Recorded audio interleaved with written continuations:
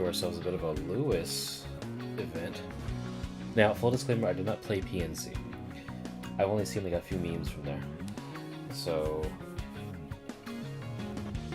if I miss any like reference or should be hyped about something else when I'm not, my apologies. Big fan.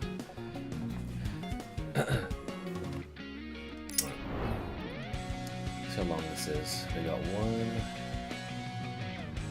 2, 3, 4. Oh wow, it is not long at all. Okay.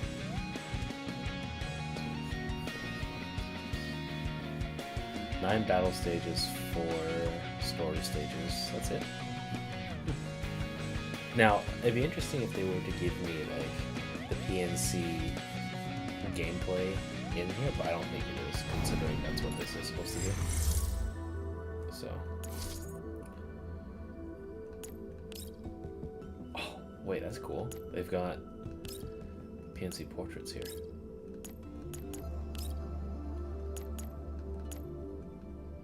Got 416, 97, 95, Lewis, and PA15. Huh. Okay. Well. Let's go.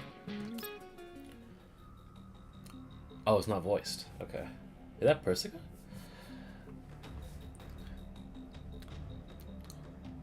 Can you see? What you're looking at is the consciousness digitalization interface, but you don't need to worry about that. Let me handle it.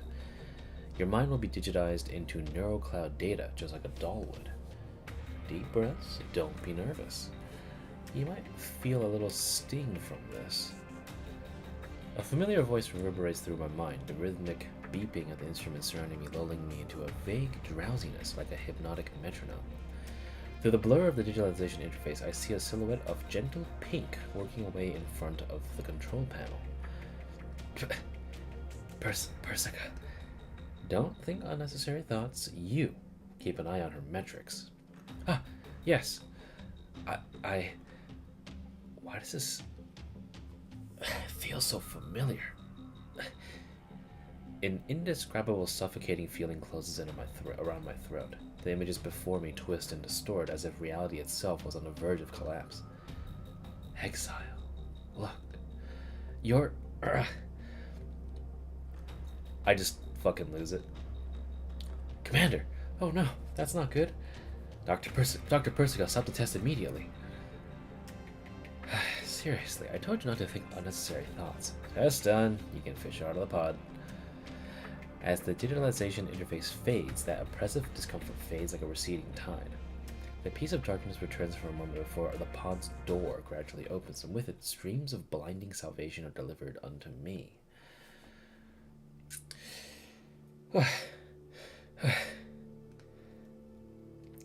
Commander, are you alright? I'm good. Breathing's just a little difficult. I'll adjust the equipment once more. We don't have much time, so we'll wait a little bit before we give it another go. It is Persica. I mean, they name dropped her, but still. I didn't think that I'd see a sprite so soon. Got a 16 lab on there, too. Persicaria. Wait. Persicaria. Okay.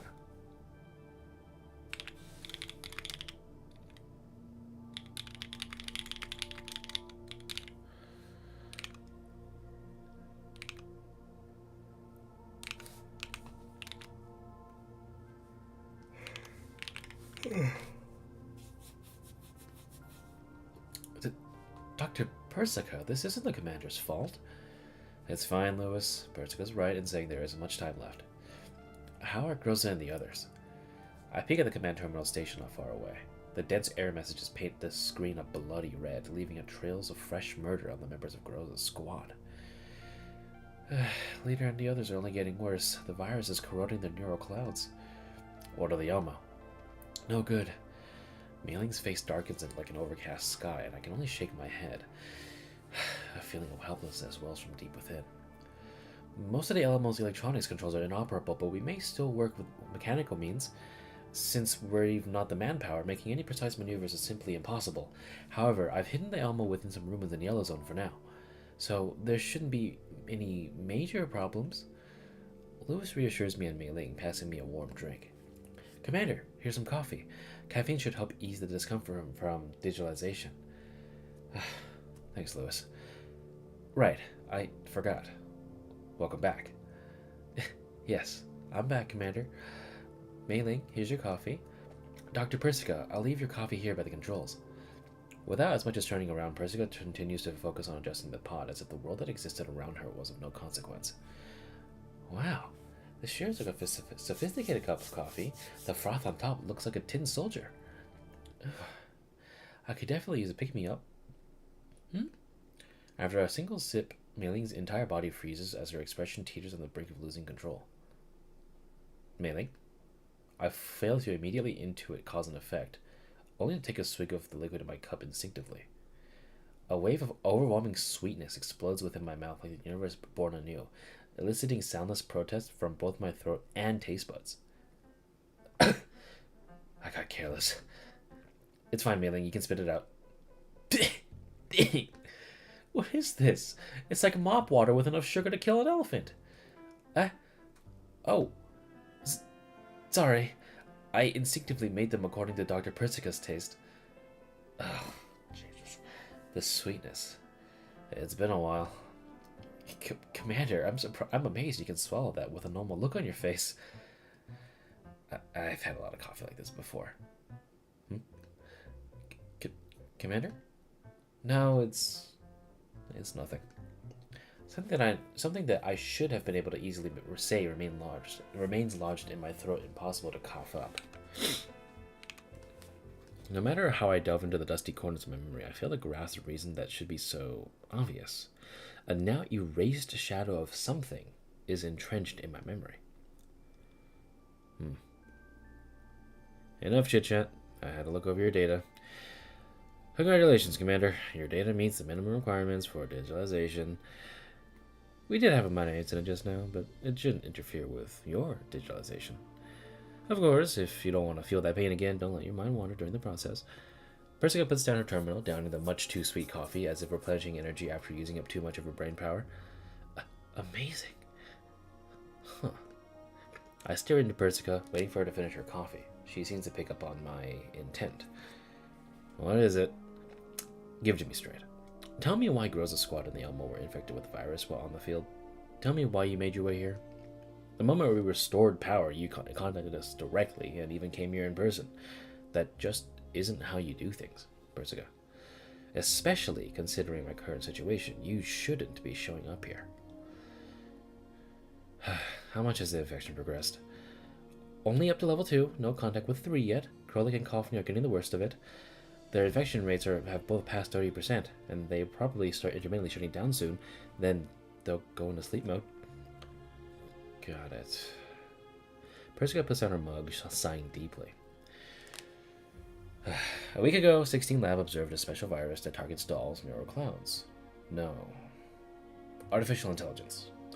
It propagates extremely quickly, replicating by assimilating, absorbing, or replacing the data of dolls or AI. 16 Lab has given it the name of Entropy. Entropy? That matches its behavior as you've described it. Can it be removed? Not as of right now. 16 Lab, IOP, and 42 Lab, which Lewis is stationed at, are researching antivirus programs and firewalls. But this virus internally evolves according to the data it consumes, and the form it takes in every doll is unique. Researching every instance would be a Sisyphean task. If we could find a source and reverse engineer, yeah, that's one way. That's also where this piece of equipment comes in. Lewis will explain the rest. You're the one accountable for this. It's your job. Persica returns to her coffee, closing her eyes and giving Lewis the floor. Where do I even start? Commander, have you heard of the Magracia cloud? Magraci cloud? Some kind of super advanced cloud storage? that interpretation isn't necessarily wrong. The I'm just going to call it Magrassi Cloud. Magrassi Cloud is a super server that 42 Lab, where I currently am, is working on. With some fees and a somewhat complex request process, governments, enterprises, and individuals can all use it to store and process data. This, of course, includes 42 Labs' core project, Project Neural Cloud, which is inextricably linked to, or with, us dolls. PNC, the study and backup of doll neural clouds. This project is related to you, no? I suppose I am a founding member of 42 Lab. PNC was named by me and an acquaintance. 16 Lab is nominally supported to 42 Lab, but isn't under its management. Oh, no wonder you're so invested. There's been a hitch with PNC. PNC's research has long since been finished, and all the data should have been sealed in Magrassi by 42 Lab, but the origin of the virus, as determined by 42 Lab's investigation, was Magrassi. Considering the traits of the virus, it's likely directly linked to PNC. 42 Lab deliberated on how to handle the situation, but they're leaning towards directly resetting the server, destroying all of the coded data and neural clouds. Brutal. Yes, but Dr. Persica doesn't agree with such measures. She suggested entering the cloud to collect the virus source code to assist in developing an antivirus. There aren't many supporters of this option in 42 Lab, though. Sending dolls or AI into the belly of the beast is tantamount to suicide. However, considering the importance of the data that's stored in Magrassi, doing a full reset is an option they've not come to terms with either. Consciousness digitalization. I see now. So you plan to have a human enter the virus thread in Magrassi in a doll's place. Human consciousnesses are more resilient than a doll's neural cloud and theoretically resist the virus for a short period, but they are only more resilient. The damage caused by a major infection could be more severe than what a doll would sustain.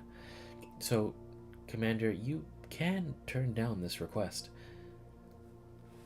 How long can Groza and the others hold out with the way things are going now? I look at Persica.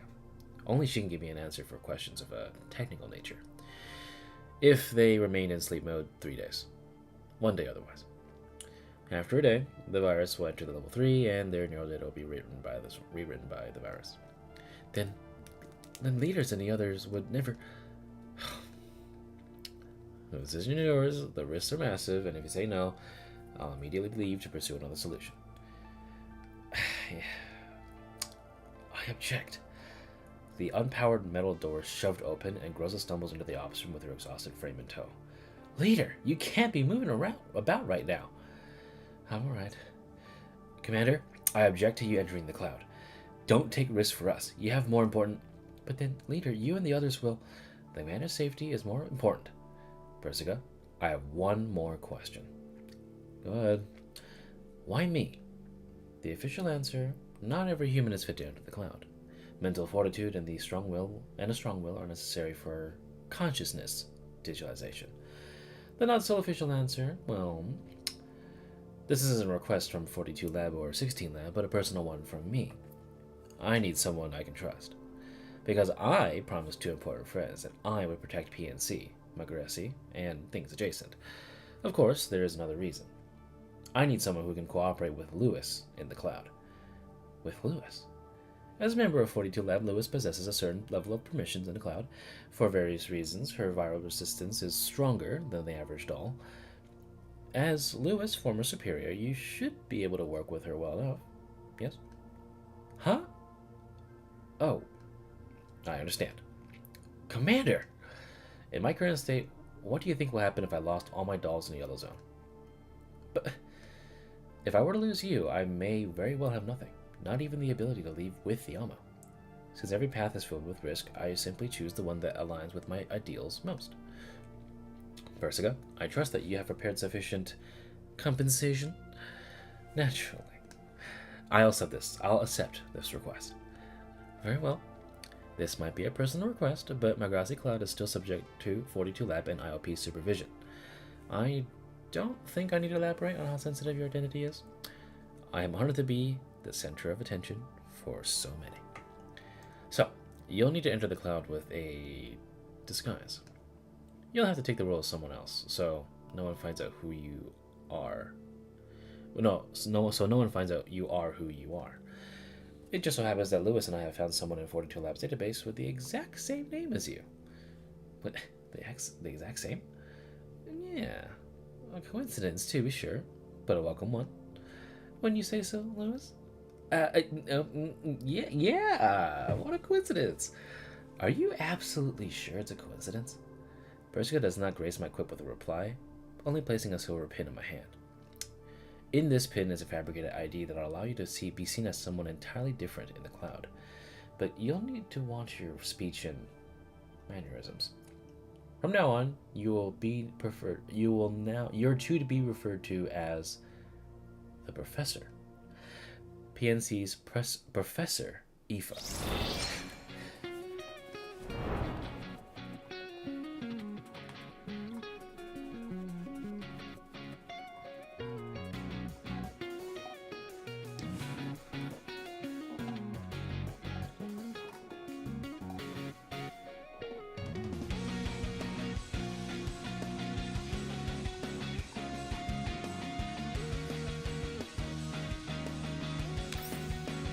Alright, well. Ew!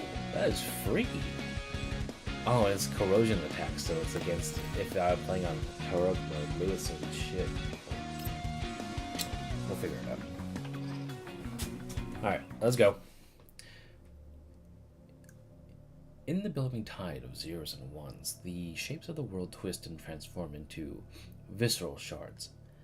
My body is ripped apart and put back together by formless forces, my consciousness drifting between my husk and the streams of data like a leaf upon the wind. Even the rhythm of breathing seems like a foreign thing now, left upon some faraway boundary beyond one's reach. Is this the world of Dulce?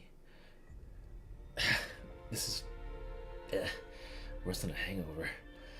That coffee lunatic didn't tell me I had to go through this. The moment I fully lose control of my body, a warm pair of hands lands on my arm. Professor! Professor, can you hear me? Don't think about how the data breathes or what shape your body feels like it's in. Just leave it to instinct. As Lewis urges me, I take a deep breath, forcing myself to calm down. The tearing pain recedes like an ebbing tide, and the discomfort about my body eases greatly. Oh, God. I do not want to go through that ever again. My body still feels a little unwieldy. Looks like I'll need time. Looks like I'll need a little time to adjust. You don't seem very impacted much, Lewis. My neural cloud is made of data in the first place. I don't need a conversion process. And it's not my first time in the cloud. As a 42 lab manager, I often find myself between the two worlds. I see. How is it working at 42 lab? I thought you would have returned to being a toy designer after leaving Griffin. Yeah, well, it wasn't quite what I expected, but some of the projects I've worked on in 42 Lab are related to toys. My skills haven't dulled one bit. Haven't dulled one bit either.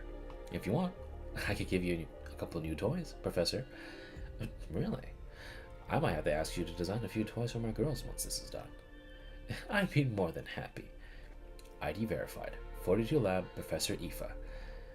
ID verified. 42 Lab Doll Researcher Lewis. Active defense systems disengaged. Welcome to the Magrassi Cloud. Oh, looks like we'll have to go through this lengthy tunnel. Your neural data is more or less stable now. In approximately 3 minutes, we'll enter the Magrassi Cloud for real.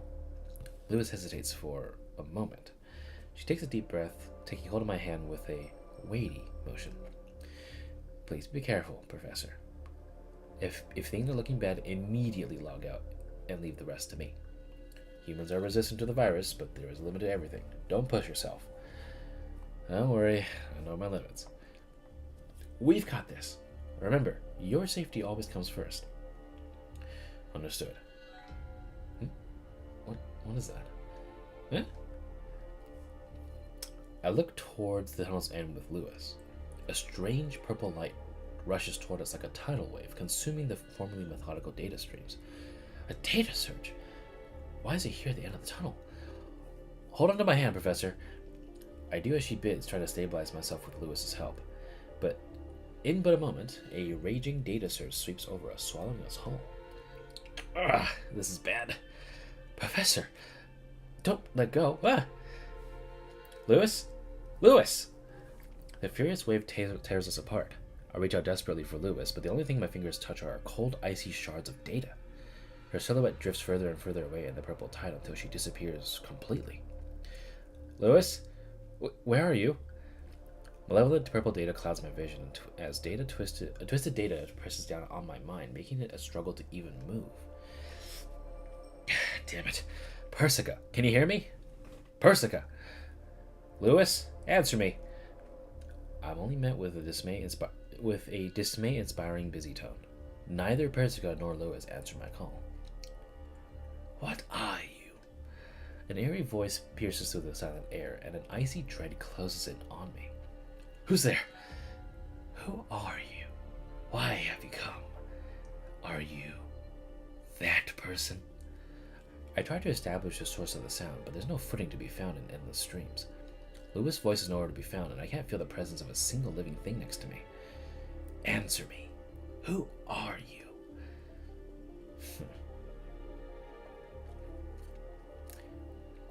When you're in the cloud, this is who you are. Do not ever forget that you are the professor. I am the professor. Professor Aoife. An uncomfortable atmosphere fills the void, like the calm before the storm. I am seized by a sense of foreboding. I instinctively raise an arm, trying to fend off the unknown. The professor, huh? Found you. Professor, welcome to a world of data. What? Before I can react, a wild surge of data pounces on me like a great beast, carrying me to the bottomless abyss. My body is torn apart as my consciousness scatters into the stream, like my soul being flayed away from my body, plunging into an endless darkness. Damn it. My body, I can't. Surges of data collide with my consciousness, and I begin to lose grip of myself. Falling into nothingness, and the world begins to blur. There is no place for me here. Have to find an exit. Where's Lewis? Where is the end of the tunnel? Who exactly am I? Consciousness comes and goes in rapids of data, sometimes clear and sometimes murky. Finally, darkness arrives. Just as I'm about to be consumed by the waters, a familiar pink light pierces the gloom, tightly wrapping itself around me. There you are. Hold on to my hand. The voice is gentle and familiar, carrying with it a faint scent of coffee and a certain wildflower. Just who? No matter who it is, they would be my saving grace before I fade away. It's so good to see you again. Neural cocoon, initialize. You... who? I fully black out, entering an endless silent sleep. After some time, a soft sensation wakes me from the darkness. Come, smile with me. Come, embrace me. You said to me that you would be forever by my side. So I let the flowers blossom and cast my seeds into the sky of Magrassi. This gentle sound of singing stirs a familiar feeling in me, pristine as a tranquil stream. Where am I try to open my eyes, but am only greeted with darkness. Oh, you're awake. Don't be hasty, your visual module isn't completely synced yet, just a moment. A warm beam of light caresses my face, finally landing softly upon my eyes. Alright, try opening your eyes now. I follow the voice's guidance, slowly opening my eyes. Light slips through the gaps, and the digitalized world gradually becomes clear. Can you see? The source of the voice helps me up, and the world finally comes to vision as I adjust to the stinging light. Thanks. Huh? Persica? No. Wait. Who are you? I'd never imagined you make such an expression. Oh, what the fuck? She's not even tired. But there's no 16 lab on her thing. So... what the fuck? Huh? The pink-haired girl before me was nothing short of identical to the Persica I'm so familiar with in appearance and garb, but judging from the fact that she seemed well-adjusted, had prim and proper clothing, and had a different build altogether, I could never be more certain that they weren't the same person. If Dr. Persica knew what you were thinking of right now, she'd send the contents of her mug straight into your face. Nice to meet you, Professor.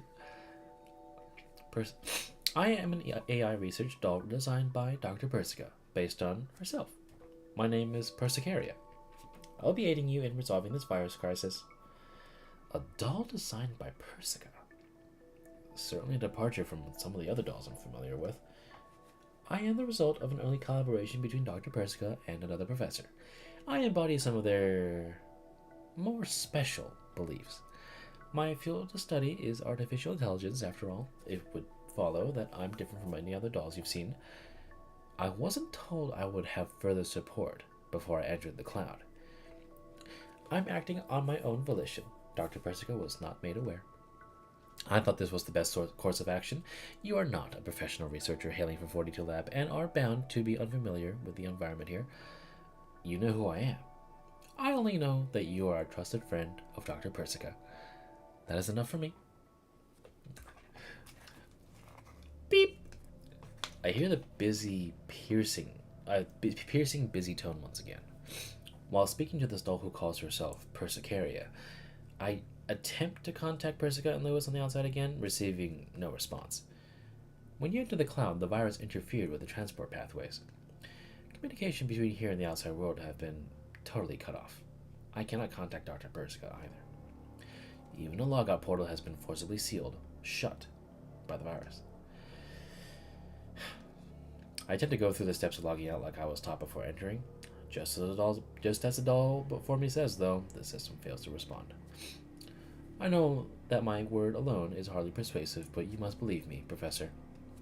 The doll named Persicaria takes my hand, her voice pleading.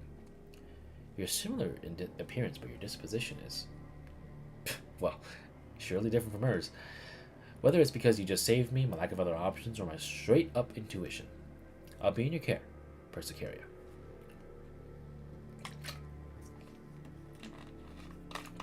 Yes. Thank you for your trust, Professor. Right. Have you seen this other doll? Her name is Lewis. And there was a strange voice on the tunnel, too. Was that you? Lewis. I didn't think it would be her. Regrettably, I can't say I've come into contact with either Lewis or the voice you speak of. It was a critical situation, and I only found you amidst the streams. Considering the tunnel's exit was scrambled by the data streams, Lewis could have been sent to another sector. Well, far from a fantastic start. Lewis is quite familiar with the cloud, though. She'll likely be fine. I'll be keeping an eye out for Lewis' whereabouts as I assist you. Please do not worry. Got it. So, how do you suggest we begin our investigation on the virus? We'll need to ascertain exactly how dangerous the virus is and gather some information about the current state of the cloud. We do have an opportunity available. I can sense a large aggregation of operants ahead of us, most likely in a nearby sector. If we speak to the agents there, we should be able to acquire some clues. Sector? What are those? And agents? Sectors are the regional units that Magraci is composed of, each containing data of enterprises, groups, and even individuals. You can think of them as cities, each with different subcultures. Agents are a catch-all term for AI programs in the cloud. The term includes both artificial intelligence and doll neural clouds. In collaboration with various enterprises, we provide customized agents for the clients of every leased sector. The agents are then used for research and data management purposes. The indigenous people of the world, I suppose. The Rossum sector is up ahead. Though the operand fluctuations here are very strange. They must be under a virus attack, no doubt. Allow me to share what I can observe with you. Persicaria taps lightly, and a moving image unfurls before me. The strange purple organism flails its tentacles, bringing ruin however it pleases, sending fragments of data scattering in all directions. Agents desperately flee from ruin to ruin, their despaired cries shattering the cloud's usual silence. Do I have fucking dyslexia or some shit? Agent A. Whoa! The firewall's been breached! Someone save us! My leg, it hurts. I can't move. Don't worry, I'll help you. The firewall in the sector's been breached already. If this continues, the agents will be devoured. The tool Dr. Persica gave me are for extracting data from virus-afflicted corpses, right? Yes, only by destroying actual virus entities can we safely extract core data. If we were to play it safe, we could instead find entities that stray from the rest of the group. If that's the case, still only one thing left to do. I check my sidearm. Its cold metal is still realistic to the touch even in the cloud. A reassuring sense of familiarity. Come with me, Persicaria. Huh? Wait. Already on the move. Though you were never one to hesitate on such matters. It is good to fight alongside you again, Professor Aoife. Again. Yeah.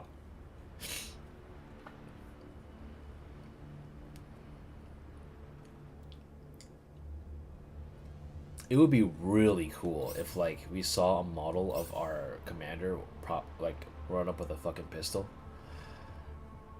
Ah, well. Alright, well, all this was made for burn, so I'm going to play it as I would. 那就来吧，那就来吧。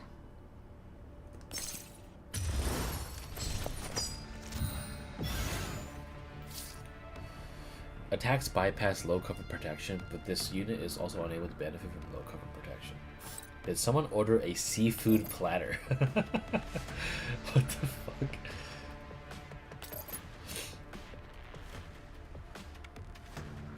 No, I did not order a seafood platter, but that's really funny. 请下令。收到。 Everything is literally about to be nuked, so.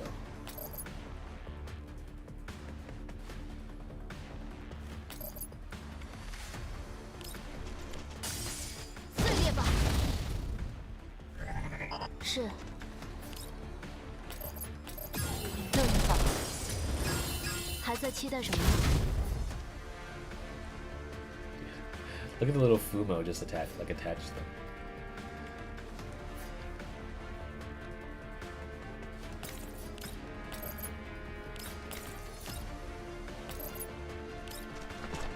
来一起玩耍吧，请吩咐。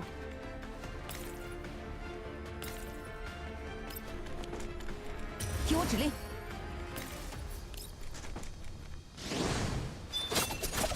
就是现在。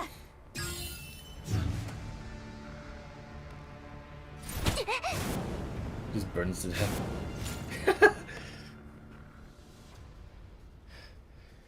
Anyway. Everyone leave me. Go.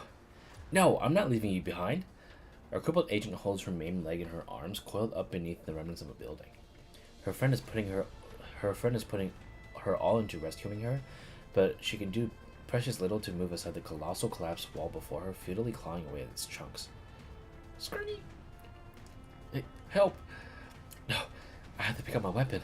My hand's shaking. What do we do? Someone help us. Someone, please. Bang. As the purple creature winds up with its tentacles and prepares to tear Agent asunder, my bullet accurately strikes the end of its limb, spraying twisted fragments of code into the air. Pick up your weapon. Protect yourself. Huh? Hey. All's fade. With the blade in hand, Persicaria covers the agent with one hand, cleaving the virus apart with the other. The creature's body shatters into countless shards, fading into motes of scattered data in the air. Oh, eh? The monster is gone. Everyone, have a look at the message sent via public channels. Those who are wounded but can still move immediately relocate to A1. It is currently free of virus activity. Those who are not wounded, pick up your weapons, protect those among you who cannot move freely as well as yourselves. We will handle the virus. Our commands spread to the public frequencies in a form of data, instilling an iota of order in the previously chaotic sector. Some agents begin to respond to my commands, converging on the assembly point, but many agents still have to recover from their terror. The agents in this sector all look like children. Animal ears too. Those are the children's neural dampers. Their use is secure and control the neural growth. Are you alright? Don't hurt me. It's alright. Come, have these operons. Persicaria crouches, summoning a gentle white light in her palm. The soothing operons flow into the agent's wounds. With a few flashes, the agent's damaged leg visibly mends. As the pieces of data fall back into place, the agent's expression goes from one of pain to one of calm. Those monsters, scary, everyone's... It's alright. It's over. What's your name? I'm H3061. Who are you? We're here to help out the cloud. See who I have here? This is Project Neurocloud's professor. Professor? Are you the professor? As the little agent looks at me expectantly, I lightly nod as a peculiar sense of responsibility arises from deep down. Yes, I am. Hooray! It's the professor! Everyone, it's the professor! PNC's professor! The public channel, previously swelling with despair, suddenly erupts with a rippling shout. The professor Lewis told us about? It's the professor! She's here to help! The professor's here! Everyone, listen to the professor's orders! The sector leaps into exact rigorous action, departing from its chaos just a moment ago. The agents follow the orders dutifully, moving methodically, actively striking back at the scattered virus entities. They turn the situation on its head. Huh. These agents. The agents have always admired humans, and 42 Lab's professor is nothing short of a legend here. Our entrance into the sector just then has been already convinced of many of them with action. I just didn't think they'd believe me to be the professor so quickly. They read your signature. In the cloud, signatures are a core part of identifying what something is. The agents are moving towards A1. There are 5 entropics remaining, and they seem to have caught onto our plans. They're approaching the groups of agents. Intercept them before they get into range. Understood. We move quickly, traversing the sector's ruins. I fire shots toward the sky, the bullets trails shining like flares that draw the virus's attention. They're on the move, in the block next to us. 2 o'clock. It should be able to pierce through at this range. With Persicaria's guidance, I gradually grasp combat in the cloud. The cloud simulates the real world by using operons. Both offense and defense are directly related to operons. Another shot. Just as I imagined, the bullet pierces the building before me, scoring a lethal hit on the virus behind it. One left then. Watching as Persicaria easily takes down 2 other entropics, I immediately begin my search for our final target. Professor! Professor! Careful! Now wielding both blades, Persicaria swiftly takes the position in front of me. With a great commotion, a pair of tentacles penetrate the wall, striking up sparks against her blades. The same tactics I used. Get back! I pull the trigger several times, laying down covering fire as we retreat. On another fierce strike, the wall crumbles into operon dust, revealing the final virus twisted visage. This one's different from the others. It's got a degree of intelligence. There's an incredible amount of data inside it, so its behavioral patterns are more complex. Professor, watch out! The wall before us suddenly collapses, unable to sustain blow after blow. Persicaria grabs my coat, pulling me away from the danger in the nick of time. The virus tentacles sweep forward like whips, leaving hideous marks upon the floor. The tentacles strike at us with a storm's fury, forcing us back. Fast, ferocious, multiple simultaneous angles of approach. If these weren't tentacles, but bullets. This feeling is oddly familiar. A strange sensation arises, and my mind can't help but wander. No, she can't be here. She's with Frostfall. Persicaria, I'll bait his attacks. You find a moment to strike. Professor! Alright, please be careful.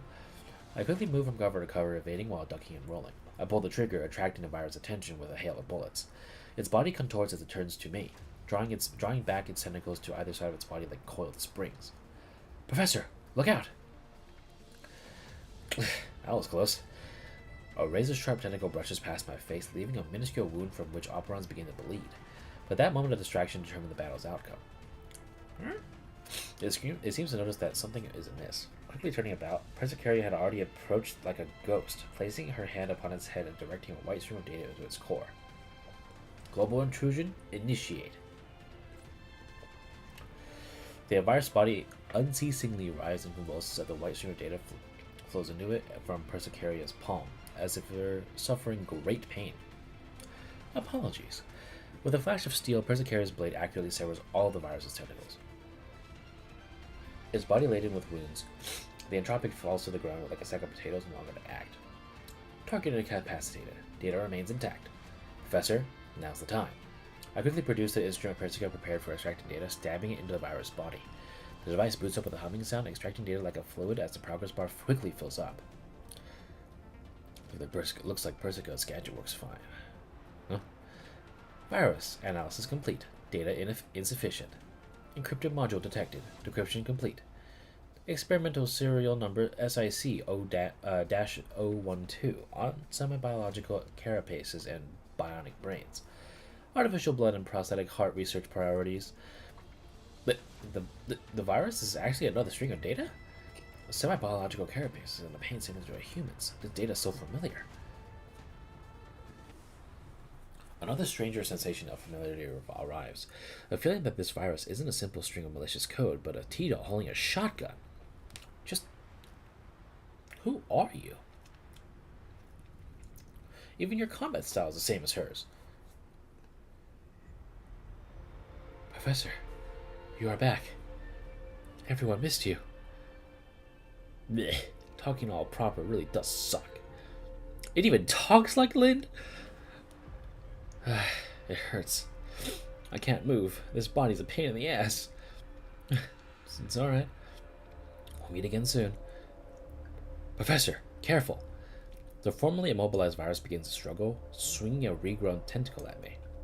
Persicaria is a step ahead, pinning the creature to the ground and driving a blade into its core, ending its existence. Persicaria, you're here too. Professor. With a final cryptic laugh, the virus body fades into particles. Its data signature finally disappears, the creature's existence spent. Target... signal lost. It's gone for good. Looks like this job won't be so easy. 任务结束，一起回去吧。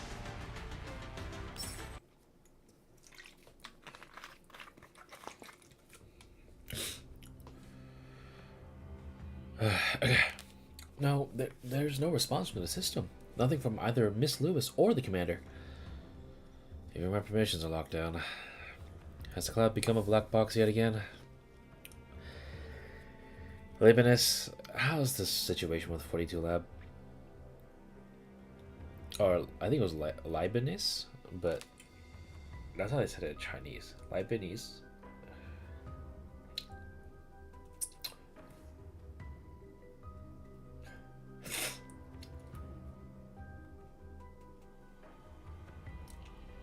They've detected the changes in the cloud, too. Your smoke and mirrors might not do the job for much longer. Perhaps canceling this mission is the safest option. Well, the prem's locked down. You can't initiate a forced logout from the outside. If you unplug the pod... No!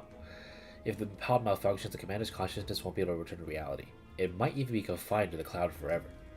But how... the commander... There's nothing we can currently do. I've tried every backup communications protocol we have, even 16 labs of emergency channels. None of them worked. Cloud is better sealed than we imagined. Or maybe the virus is strengthening itself. She only has herself to rely on in there. All we can do is believe in her. A deathly silence sinks over the room. The red lights upon the screen blinking like frantic heartbeats. Lebanese, help tie down the people at 40 Lab for me. Mei-Ling, keep an eye on the commander's metrics. And tell Groza to prepare to survey the surroundings. I've got a bad feeling. Professor, please respond. Professor, can you read me? This is Lewis. No matter how many times Lewis calls, the only answer she receives from her terminal is silence, with an occasional low hum of data streams. No good. I can't get through to either the professor or Dr. Persica. Just what happened back in the tunnel? I'm not quite sure. I'm not quite where I expected to arrive. And the person who interfered in there. Oh, and there's the virus too. What do I do? The sudden turn of events throws Lewis into a panic. She paces back and forth in the empty wilderness, balling her hands into fists and trying to restore order in her mind. She takes a deep breath and slaps her own cheeks sharply, forcing herself to calm down. The Nord sector should be right up ahead. I'm sure the professor is trying to gather intelligence and meet up with me. So, should I just do the same as the professor? Lewis steps gradually slow, looking at the sector before her in disbelief. Are you kidding me? This is the Nord sector, right? A great opening had been torn open in the once formidable sector walls, constructed brick by brick by data. Or from data. Its edges are broken and dilapidated, as if gnawed upon by some titanic beast.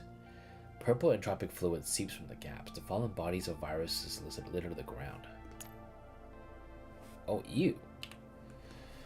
The gnarled remnants of their tentacles still lightly convulsing. Countless agents are strewn about the place, their bodies frozen like puppets from their strings. Terror is writ over many of their faces. Everyone? Lewis quickly approaches, guardedly surveying the surroundings. She carefully navigates the virus and remains scanning the destroyed sector. The formerly prosperous digital avenue is covered with cracks. The buildings that once were thoroughly toppled. Slumbering or dead agents can be seen around every bend and corner, filling the air with an indescribable heaviness. Operands all drained, data all consumed, and everyone's neural clouds. Can anyone hear me? Anyone, doesn't matter who. Little agent. Big sis, you're finally here. Yeah, yes, I'm here. Don't be scared. I'll find a way to save you. Here, let me take a look at your wounds. Hold on. Hearing that there's still agents in the remaining sector, Lewis rushes to the little agent's side without hesitation. She crouches down next to them, lightly propping up the broken body. The agent's lower body had already been grievously damaged, with operon still flowing from the wounds. Even at this moment, the little agent still holds onto a tattered doll for dear life. Big sis, your doll protected me. Why is it so cold, though? Why can't I lift my hand? Big sis, where are you? I can't see you. It's alright. Close your eyes and rest a little. I'll be here. I'll be with you. I'll transfer you some operons. Hold on, okay? Lewis's hand lightly brushes away the dust and code fragments on the agent's face, trickling her own operons in to try and stabilize the agent's neural cloud. But it did a little good against the severity of the situation, and the agent's signs of life only continue to slip away. When I wake up, could you take me to see your new toys? It's been so long, big sis. Everyone wants to see your toys. It's so cold. I'm so tired, big sis. The agent's hand falls to the ground, powerless. She lies in Lewis's lap, silent. Yeah, I will. Sleep and leave the rest to me. Lewis picks up the toy on the ground, placing it back on the agent's hands. She breathes in deeply, fighting back the tears and turning back towards the ruins. Stop hiding. You might look a little different, but you're nothing but the same. I know you're hiding the liquid entropy. Show yourself. A sinister purple fluid appears from under the ground, squirming as if it were alive. Dozens of virus entities emerge from within, the tentacles flailing into the air as they fully surround Lewis. Their bodies gleam with a strange light. In their eyes is a burning hunger for Lewis' neural cloud. I'm genuinely, seriously angry.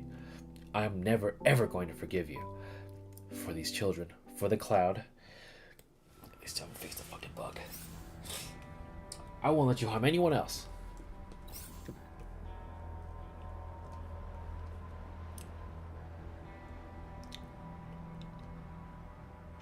那就来吧。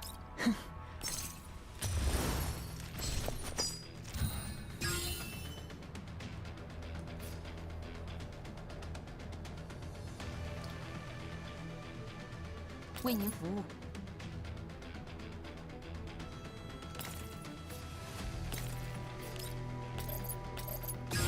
大扫除时间，听我指令。收到。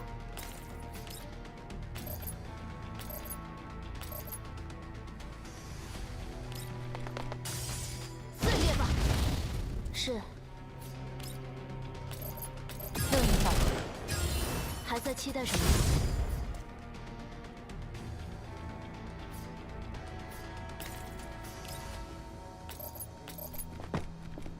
明白。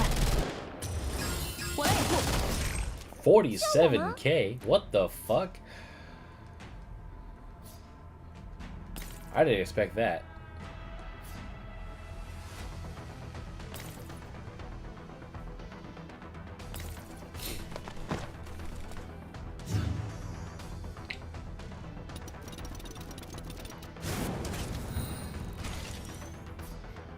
He just burned itself to death.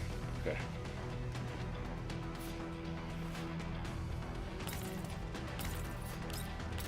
Watch this. 职责所在。是。我在呀。来，一起玩耍吧。听我指令。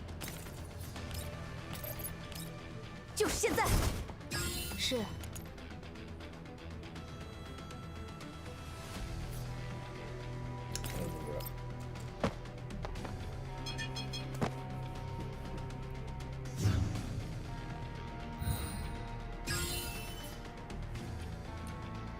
Okay, they spawned in here.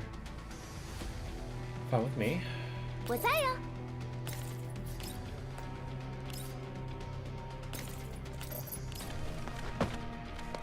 要打中了！听我指令。就是现在。是。Next. Lewis grips her LMG tightly, its muzzle spewing great tongues of fire, sending bullets forth like rain. The horde around her emits an ear-splitting shriek, madly swinging their tentacles in an attempt to break through her defenses. Lewis is a step faster. Dodging an incoming attack with a sidestep, she sprays her weapon, turning the closest virus into Swiss cheese. Liquid entropy spills forth, corroding the ground and filling the air with a putrid smell of data breakdown. Still got scratched. No, I won't have time to gather any data at all of the viruses like this. There's just too many of them. Lewis clenches her teeth. Her operons were being consumed far too quickly in continued combat, but neither her emotions nor logic will allow her to back down. None of you are leaving this place alive. Lewis avoids another attack with practiced movements, reaching out and grabbing a tentacle. If it's too much consumption, then screw the gun. Don't underestimate the strength of a toy designer. Lewis easily throws the man-sized virus into the air like a shot football. The entropy lands with a great impact in the middle of the pack, causing a degree of chaos among them. Neurolimiters removed. Let's get it over with. With her concern for her own safety discarded, Lewis turns the fight into a slaughter. That should be all of them. Lewis scans her surroundings as she catches her breath. The viruses have all been taken down, save for a scarce few incapacitated on the ground, their tentacles powerlessly twitching as they hum weakly. It's finally over. That hurts. At least I didn't use much ammo. Now, if I gather some data from these viruses, that should help with developing an antivirus quickly. The professor's still waiting for me. I'd better hurry up. Alright, let's start with you. Lewis leans down by the closest virus, taking out a sampling instrument Dr. Persicaria provided and preparing to use it on the virus. Did I just hear... Lewis? Huh? Lewis takes an immediate step back, almost dropping the instrument in her hand. The virus snarling grows clearer, carrying a bizarre familiarity. Lewis, you're back. Low-order entropics can talk? Its voice glows clear and clearer, no longer simple growling. It calls out with a twist in voice, suffused with the echoes of something. Lewis begins to fall into a daze. The voices twist and transform in her head, turning into a gloomy, introverted, and ever so slightly lazy voice. Everyone's been waiting for you. I've been waiting for a long time. The newest mecha model. Help me design one, Lewis. Mecha? No, wait. This voice is Croquet's? Or hold on, how do you say that?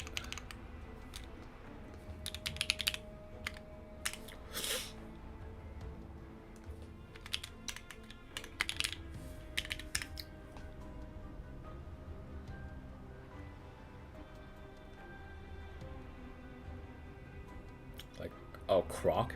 Croak. A croak. Okay. I'm mistaking it for another word. My bad. Lewis' eyes opened wide, staring straight into the virus remnants. It had already been destroyed, though, so where was the sound coming from? Oh, Lewis, you're back. Want to go poke around on the sector next door? I made a few new discoveries. So... Firewall established, verifying, running search. Lewis, do you need my help with analyzing the virus data? You, all of this? No, it can't be possible. How are you? Lewis' voice begins to tremble. She takes a few steps back, her gaze gliding across the dissipated virus data fragments on the ground. Before Louis' very eyes, the remnants on the ground begin to morph, taking on the shape of various people. Eh, Louis, why are you just standing around? Everyone's been waiting for you. Come on, we got a clan to rebuild. You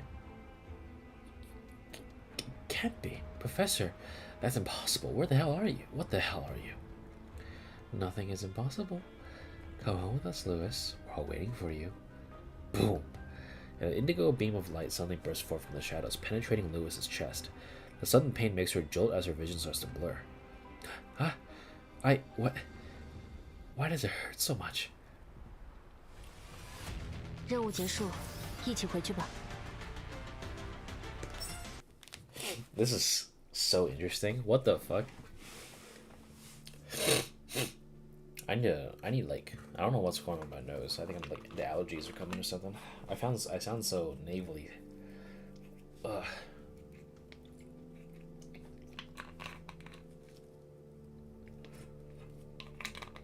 Okay, grab some water. I feel like shit.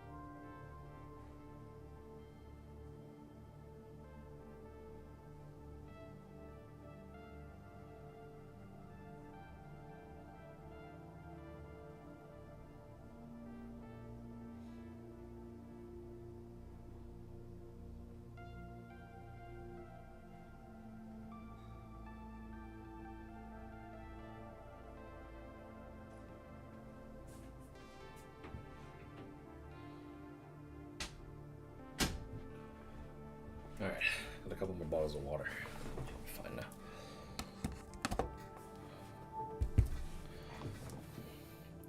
Professor, we're about 30 minutes out from our target. Let's rest here for now. While physical limitations such as stamina may not exist here in the cloud, one can still feel fatigue. Huh. You're right. Let's stop here for now. We'll continue in 10 minutes. If the operon spike in that area really was caused by combat, then it likely would have been Louis in combat or a sector under attack from the viruses. No matter the case, we must make sure that we are prepared.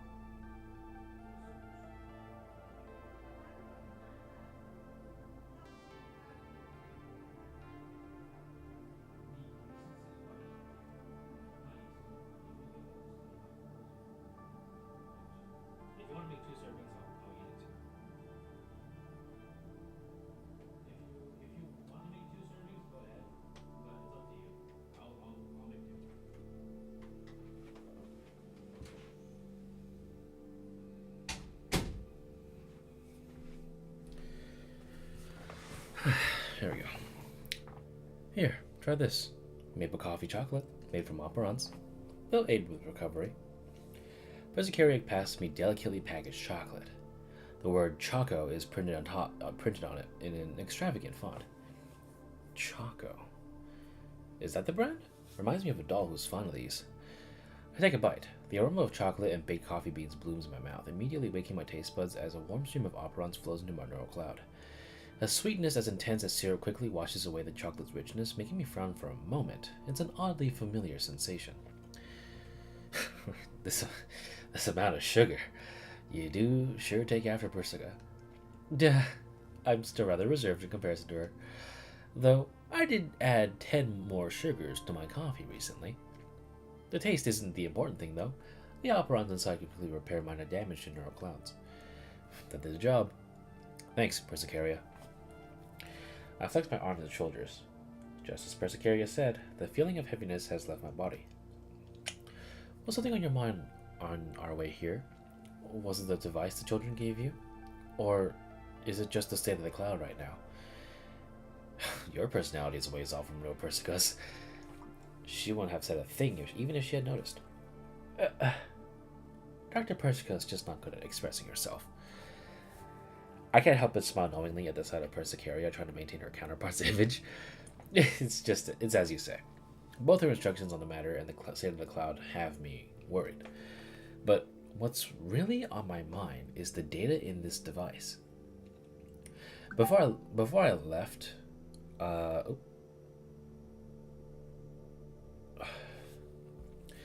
Before I left Rossum, an agent gifted a little device to me, a miniature data terminal glistening with protective blue light, holding their precious experimental data. Professor, here's our experimental data. The virus hasn't touched this one bit. It's all as safe as can be. Why give this data to me? If you can take this data out, Professor, our mission will be complete. In the cloud, it should be only us agents in Rossum who are still active. I don't think we have the operons to hold up for much longer. It's not time to give up yet. If you rally your defenses, you should be able to resist the attack. Yeah, we won't give up, but if the cloud is ever truly devoured by the virus, so long as you take this data out, our research can help future agents. Speaking of it, the research data we had from the very beginning is what the agents had left for us, after whatever crisis they had encountered. So please, Professor, help get this data out. Maybe our research will be able to help more people in the future. Persicaria, what exactly are Magrassi and PNC? I only knew that it was a research project for doll neural clouds, but both the viruses and the data from the agents have me thinking. I activate the terminal, and a dense layer of data immediately covers the entire screen. These reports originate from various neural models, describing experimental details with a web of complex interweaving graphs and code. Analysis on neural separation between Security 2.0 mass-produced cat-style domestic security robot or robotic feline. Report on the CMSL streamer doll. Wait, are they talking about Mark 23, the one that just got announced? A neural disruption repair record for a certain Butler 36 maid doll, and a report on neurolimiter overload for a juvenile looking caregiver T55 doll. I can't say I've seen these reports before, but I am familiar with these dolls. Hold on, T55.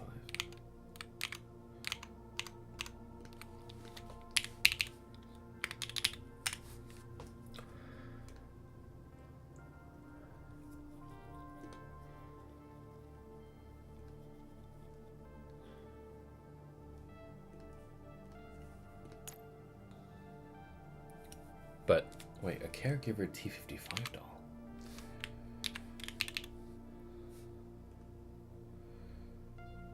Oh, it's fucking Dushy. Caregiver T55 Dushif Naya. What? I was not aware of this. Again, I haven't played this game, but what the fuck? Butler 36. Butler 36 is a doll model developed by UAS with simple compared to Butler 35 series. This appears to be also PNC. Yeah, okay. CMSL streamer doll. That would be Kuro.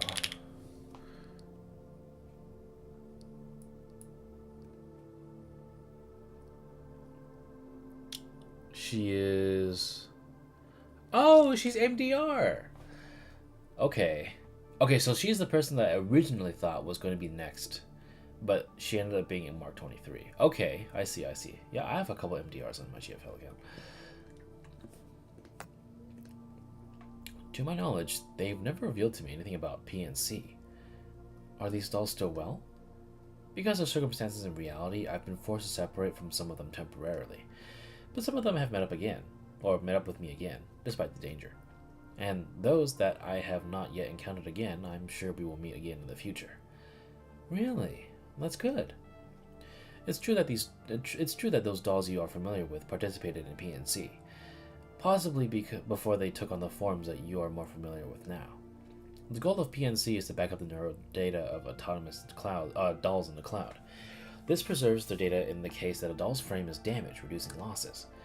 An accident occurred during the process, though, and a significant portion of the data was somehow lost. 42 Lab refers to this as the wipe-off incident. Lost? Then what about this cloud we're in? In a sudden turn of events, 42 Lab managed to recover part of its lost data with Dr. Persica's help, re-establishing the Magrassi superserver. Though the whereabouts of the original agents and doll data are still unknown. Unknown whereabouts. Stolen, maybe? 42 Lab hasn't reached any conclusions in regards to that. To investigate the matter further, 42 Lab even recalls some of the dolls that participated in the project. It remains true that the data was lost after being uploaded, so theoretically those dolls would have no clue what happened either. Just as Persicaria begins to explain further, her expression changes slightly. She scans the surroundings alertly, the peace here disrupted by a discordant hum.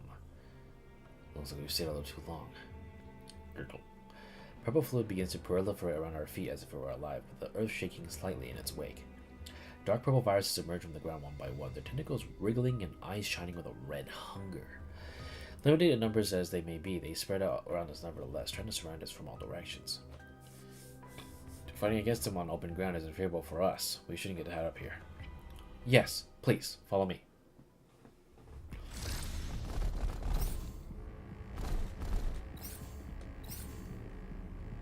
Wait, why do I have a friendly?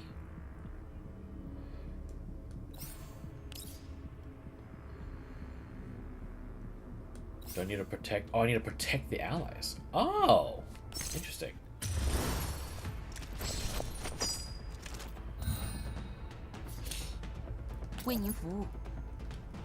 It's right, dude.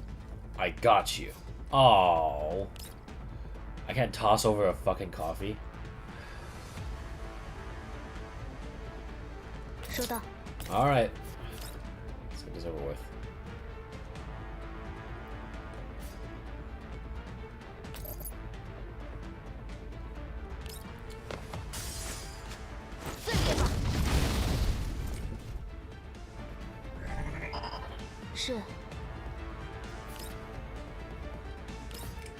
Let's go to this one. 乐意发表。还在期待什么呢？叫我吗？ Alright. 请吩咐。 Probably best course of action is to actually, because I don't know how much health this guy has. He has 888. So he can only survive like 1 or 2 attacks, so I'm just gonna straight up just... 把身后放。 Okay. 听我指令。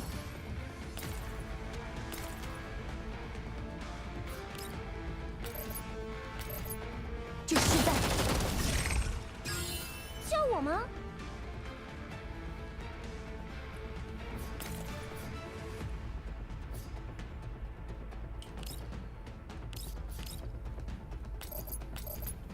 来一起玩耍吧！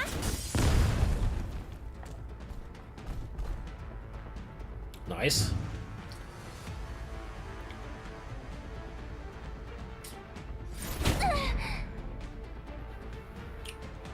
Holy shit, he's out of cover. Fight work, no reaction.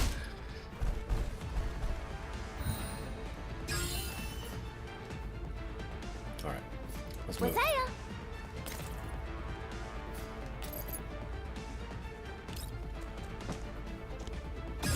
乐意帮忙。要打仗了！是，就是现在。 I can move. Okay.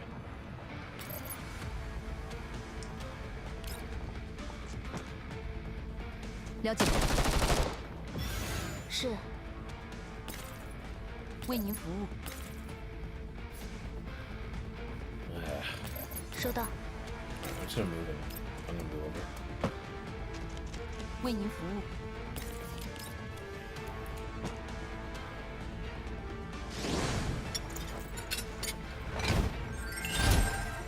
茶歇时刻。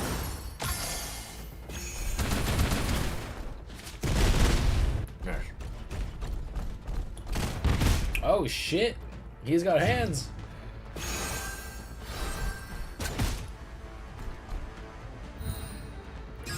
Hey! Fuck him up. I wanna see this guy kill him. Hold on.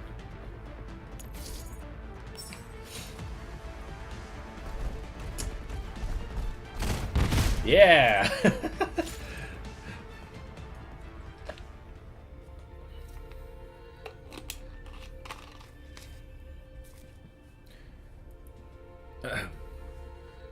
This is... I was under entropic attack, I think. Oh, it's Lewis. What are you doing here? Wait, that's Zhangyu. Persicaria is trying to get all of us together, saying that she has something important to announce. Sis and the others are off already. Come on, let's go. Zhangyu grabs my arm without another word, dragging me towards the light. As the light in the distance approaches, I finally see clearly where I am. The oasis and everyone. Oh, I remember, it's that day. To everyone in the oasis and on Magrassi, I have an important announcement. From today onwards, I'd like to ask everyone to take good care of your research projects and data. We will be sealing this data. After that is complete, Magrassi will be conducting a second wipe-off. This plan was agreed upon by the professor and us, representing the great sanctifiers, sector administrators, exiles, and guardians. It has been a difficult decision, but it is the best option left to us. Persicaria's words make waves in the crowd. For the dolls, agents, and even sanctifiers, the arrival of the day remained difficult to accept, prepare as they might. So that's still going to be the way it goes. I guess it's the best we can do. A second wipe-off will decide the fate of the cloud. It's time we said our goodbyes. Oh dearie. It looks like I'll have to note down the methodology for the syrups I created with Nana and the others. Yes, I'll have to hand over a few of these to the other me. We'll get to go back to reality though. I wonder if the real me is still with Sis. Even if we aren't together in reality, the connection between us remains. You can expect me to tag along too. Excited at the prospect of returning to the real world, the good friends begin to contemplate how they will continue their life. My loyal fan, the greatest streamer of all time, is about to make her return. I think that your fans are all long gone, Kuro. It's been a long time. Yeah, Betty. Wait, IDW. IDW then, yeah. Abigail, you've got that right. The hell did you say? So now, none of that. We're all dodging one topic. Hold on, I gotta look at these names. Betty. It's a crime you didn't put a sprite here, dude. What? PNC, GFL. Abigail is M500. Oh. Oh wait, how did I not recognize it was her? I played Reverse Collapse. I'm retarded. Okay. I don't know how I forgot that. Then who's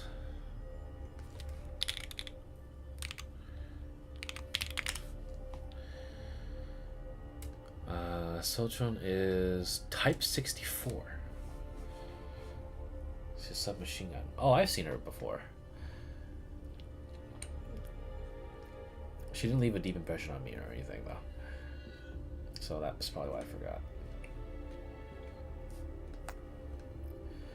Is this really okay? Lewis, we can return to reality because we're special.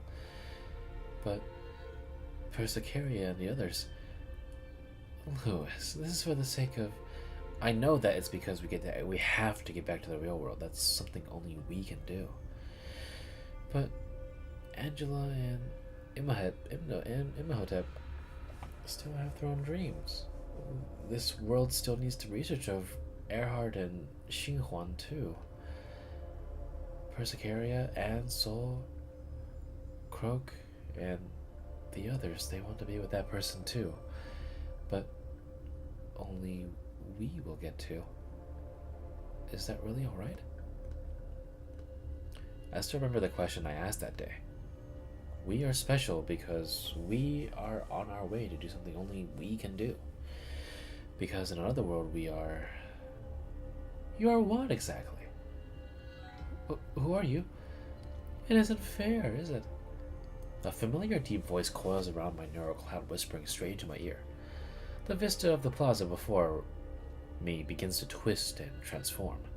The sunlight dims and the purple shadows creep forth from the edges of the oasis. No, I mean... oh, it's a deep voice. Am I wrong? You can still see those important to you in the real world. Even if you are separated, you still exist in the same world. But what are those dolls and agents who will be left in the virtual world? They have already been forgotten. Nothing more than digital dust. That won't do. You know what I mean. Especially since you became a member of 42 Lab, coming to the cloud by yourself time and time again. You haven't even been together with her these past 10 years. Those lonely days, the unfulfilled promises. Are you really so special? Is that really worth giving up everything here in the cloud? No, that's not it at all. Especially with 10 years of separation between you and her in another world. Those lonely days, the unfulfilled promises. The second wipe-off was an utter mistake, you see. It was not done to protect anything. It was a betrayal. No, it was to protect everyone in the cloud, and her in the real world too. Protect? Look at her now. Have you protected her? You're wrong. We cease your struggling. Admit the truth. This place is where she truly belongs. No war, no inequity, no oppression. A cloud that exists only for her. A perfect utopia. The voice forces itself into her head with a magical splendor. The figures before her begin to blur. Her friend smiles, contorting. Memories come flooding back like the rising tide. The pain of separation, of unrealized dreams and promises, all weighing down on my mind. Come, aid me. Keep her here. Keep her here? Yes, Lewis, I need your help. No way. You're reading my memories. The neural image you showed me just then doesn't line up with how everyone used to actually be. You're a virus. Seriously, just what made you realize? If only you were as stupid as the data would indicate. Lewis. Huh? Before I can react, a razor-sharp tentacle penetrates my chest. Pain surges through my body like an electric current. My vision rapidly blurs as the illusion of the oasis crumples in a purple void.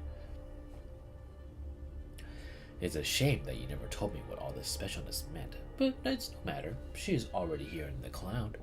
Don't worry, leave the professor to me. 不要小看玩具设计师的力量哦。 You'll see each other soon.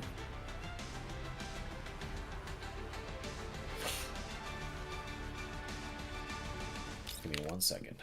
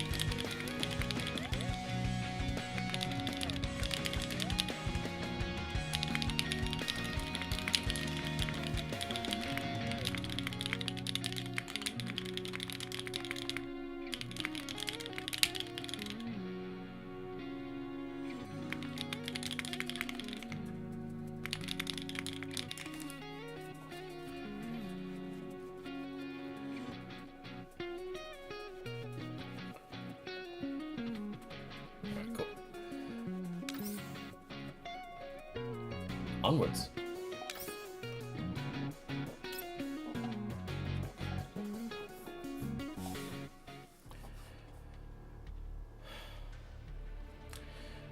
I didn't think our plans would be disrupted this much. I just wanted to break out of this encirclement, but we've been forced to take such a roundabout route. Is this a sector where we detected traces of combat before? Yes, but it feels far too quiet. I can't detect signatures of any agents or viruses nearby.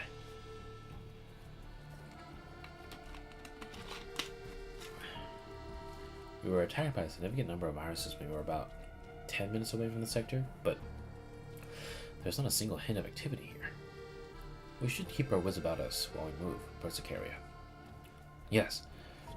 The metal forest buildings stand like silent Goliaths, not a trace of life present in their cold, steely aura. Dense vestiges of battle mar their exteriors. These traces can't have been made while fighting viruses. They're too orderly. The work of human weapons, more likely. I examined the bullet marks in the sector with my hands. These indents have been here for a long time. Even right next to them, I cannot detect the smell of smoke at all, only an aged metallic rust.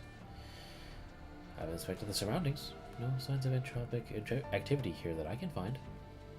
But at the same time, there have been no traces of agent activity here either. I'm trying to access the sector's database, but that will take some time. Let's have a look at the center of the sector. Stay alert, I've got a bad feeling. We proceed along the fairest roads within the sector, still not a trace of anything living to be found. There are only marks left by various bullets, bolts, and arrows here, as if no being ever lived in this sector. But as we delve deeper, I see a variety of things that shouldn't exist in this world. Why is all this here? In the exact center of the sector, various war machines stand lined up next to each other. Machines that I have seen plenty of times. Diner Gate, Cyclops, Neo Brute, Typhon, and the imprinted firearms of T-Dolls. I think I have a good idea what this sector's research is focused on. The military-industrial sector Cyclops.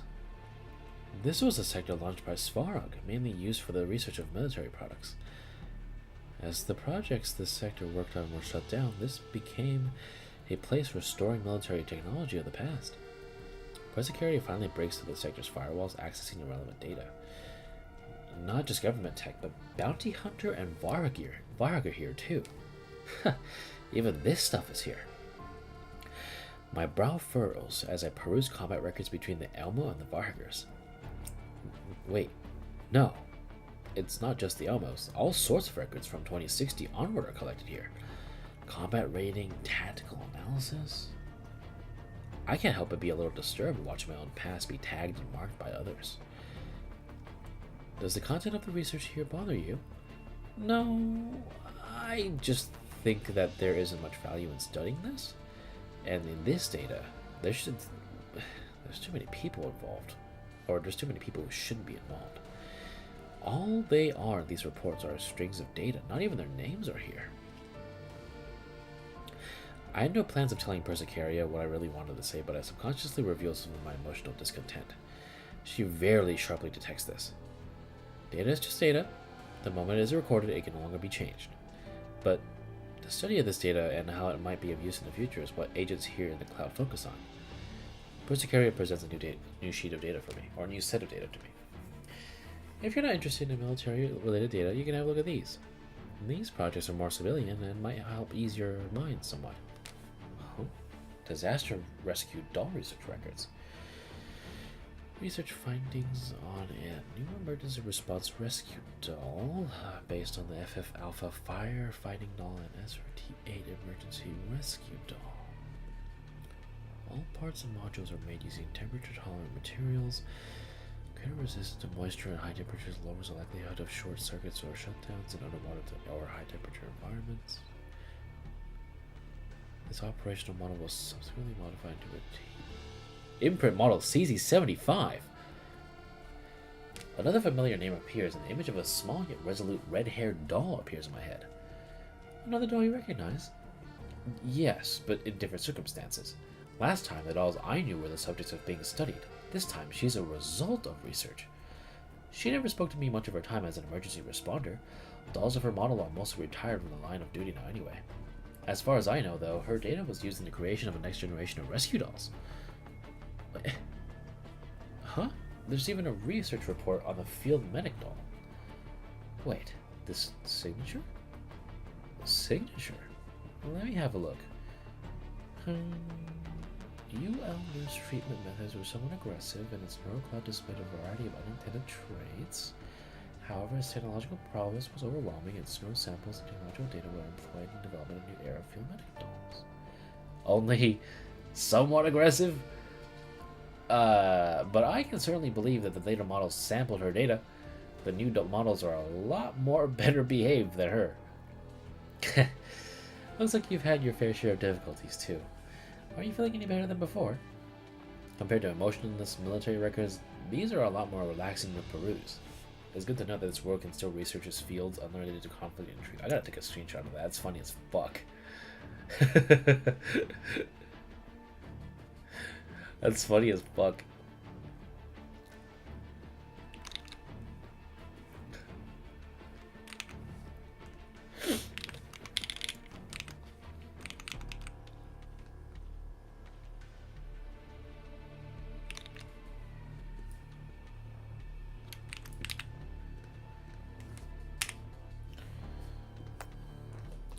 Health, materials, military industrial, disaster response. It might be called the military industrial sector, but its scope sure is diverse. Where did the agents here go, though? I didn't find any sign of virus attack in the database. Even if research here ceased, it shouldn't be completely empty. Did they retreat before the incoming attack, or did their defenses immediately fail? Neither of those options line up with what we observed previously. Just who was fighting here? As Persicaria said, we could find no traces of fighting at the coordinates that we detected spikes previously. Could we get more exact location of the fighting? I'm trying. Professor, I found a doll's neural data. I think it's Lewis. Come on! Through the steel jungle, we arrive at the sector center, a great plaza that starkly contrasts the rest of the sector in style. A great memorial stands in the middle of the sphere. A memorial. I slowly approach it, examining the inscribed text. Tasha. Is that someone this is dedicated to? Another name, Simo. In remembrance of Cyclops' anguish, the cycle of killing never again. Take a look at the surroundings. In all of its weighty solemnity, the memorial is surrounded by all sorts and kinds of flowers. These flowers don't appear to be simulated flora, some of them even being made out of metal and paper. Their varieties bring something of a different air to the otherwise grave plaza. Amidst the sea of flowers, or on the memorial, we see a familiar figure. It's Lewis! Persicaria quickly closes at a distance, helping the unconscious Lewis into a sitting position. Her face looks exceptionally pale betwixt the flowers, her neural signals particularly weak. A lot of noise in her neural operations. There are traces of viral corruption in her neural cloud. She's been pierced right through. I'll treat it. Professor? We came here because we observed traces of fighting, but there's no records of the virus in this sector, and no signs of fighting here either. Lewis is here in these flowers, but there hasn't been a single bit of evidence of her being here. Huh?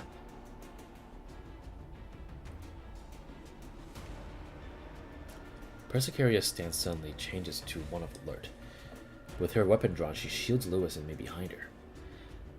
The path we took to get here is now covered in malevolent purple. A massive tentacles emerges from the liquid entropy along with a tide of viruses. Their roaring, it resonates through the plaza. The very air around us becoming viscous and overbearing. Ironic. Didn't think that someone would use a disguise to trick me. Orders, Professor? Create an opening and break through. I'm afraid you'll have to hold out until then. Yes, leave it to me.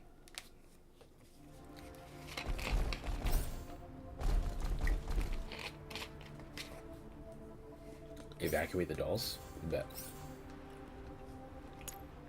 开整。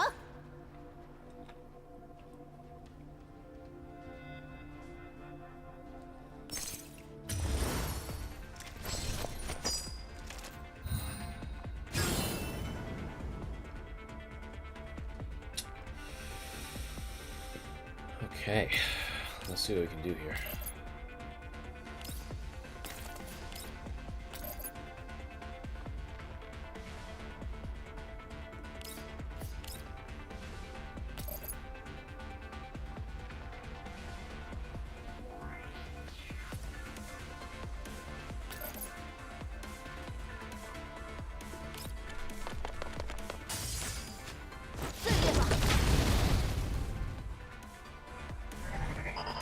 是。还在期待什么呢？来了。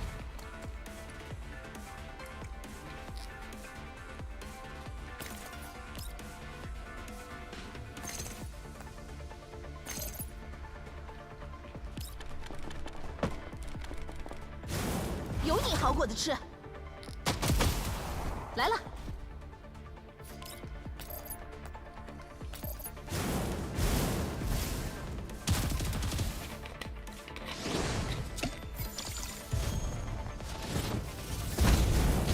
还是油锅，选一个。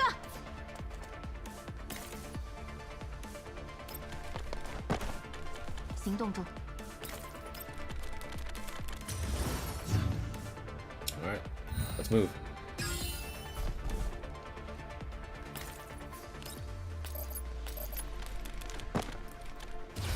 为您服务。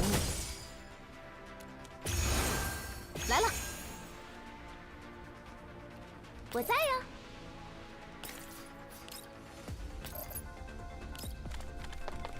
让我好好招待你们。来了，明白。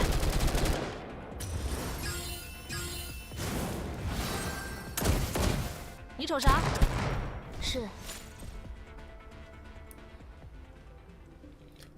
An entropic swarm without end gradually approaches the memorial, forming a rising tide. Her tentacles wriggle all around us, the acidic smell of corrupted data in the air causing no small amount of discomfort. Professor, my operons can only sustain combat of this intensity for another 15 minutes. There's less enemies than expected on the path we took to get here. If we consider the trap they set, faking signs of combat, Persicaria, break through towards Rossum. Keep operons in reserve and wait for my call. Understood. At the sight of our attempts to break out, the viruses around us immediately begin moving as I expect them to. They squirm organically, approaching from both sides with tentacles woven together like a web. Their formerly opening riddled path is immediately blockaded, the viruses rising from the ground to form a solid wall that blocks every possible path. Of course it was a trap. Perfect for us, though. Now, Persicaria. Linear break. Accumulating operons. A pink arrow forms in Persicaria's hands, the core of a gathering storm. The swirling energy sends the wind buffeting outwards, shocking even the viruses as they take a few steps back. This has to be PNC music. There's no shot. The viruses sense the incoming threat, quickly gathering on our planned escape path. They stack up on each other, forming a living barrier to try and block the attack. Just as expected. Persicaria immediately adjusts her angle of attack, releasing her arrow in the opposite direction. A great shockwave erupts like a gale. The arrow transforms into countless beams of light, immediately making for the virus' weak flanks. The virus bodies shatter into pieces upon impact, with the beams of light dissipating into the air. The opening caused with their change of formation expanded into an escape path. A narrow but viable route reveals itself in explosions and aftershocks. Retreat! With Lewis in tow, I move toward our escape route. Squelch. Escaped, huh? And a circlement like that won't do any good against them, huh? But it's no matter. Our reunion has only begun. I shall be waiting, Professor. 庆功宴，整点啥好呢？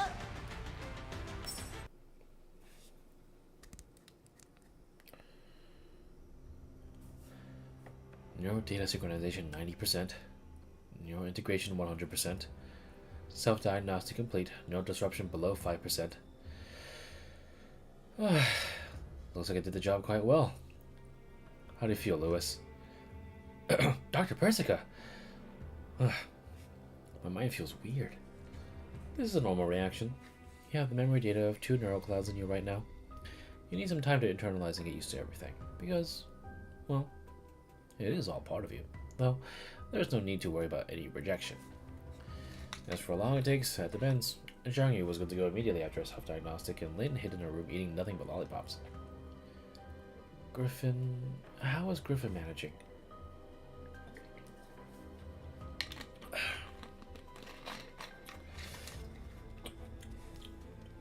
Lillian has sent you a letter of intent.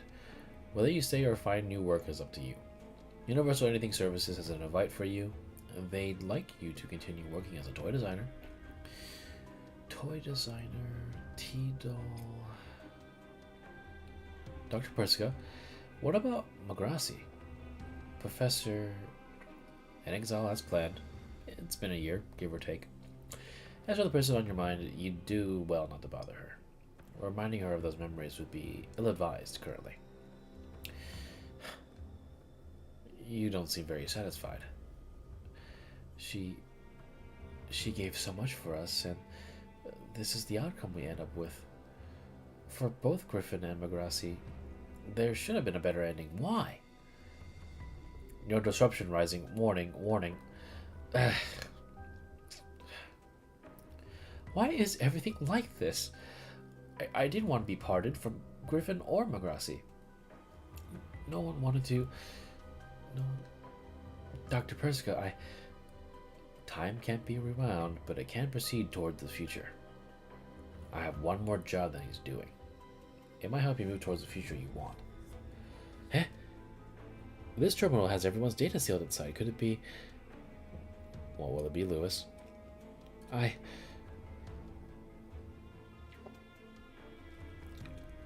want to be with the professor. Always. Oh, it's her second one. Lewis, are you alright? Professor, am I dreaming? Whew. I thought there was something wrong with your neural cloud, the way you were struggling with such a pained expression. I need you to calm down. You're considerably ruined, and Persicaria could only provide some first aid. I'm alright. Wait, Professor, what did you say? Lewis suddenly pivots, only realizing that a third person was present. The look in her eyes goes from one of confusion to shock. Her breathing suddenly speeds up. Long time no see, Lewis. Persicaria? Are you real, Persicaria? You're not some illusion made by the entropics? Lewis' eyes opened wide, almost worried that if she blinked, the side of her would disappear like delicate bubbles. Her fingers tremble, extending and then retracting. Joy, fear, and disbelief mixed on her face. You're both here. It really is you, Persicaria, Professor. Persicaria. Why? Why do you things have to be like this? I'm sorry. It must have been hard these 10 years. Persicaria lightly holds Lewis in her arms, sending a warm stream of operons through her palm, gently comforting her emotionally. I miss everyone so much. Griffin's gone, the Oasis is gone, but I know I have to look forward. So I went to 42 Lab, but it really was lonely. All I could do was look at the data everyone left behind. After some time alleviating her pent-up emotions, Lewis regains control of herself. She wipes away the tears in the corner of her eyes, and taking a deep breath, she recomposes herself. Why can't I control my emotional module? Professor, please look away. I know I must look like a mess right now. I feel like I've heard you say that before. Your emotional module going out of control is related to the virus inside you. The situation isn't so bad currently, but it's beginning to interfere with your module's functions.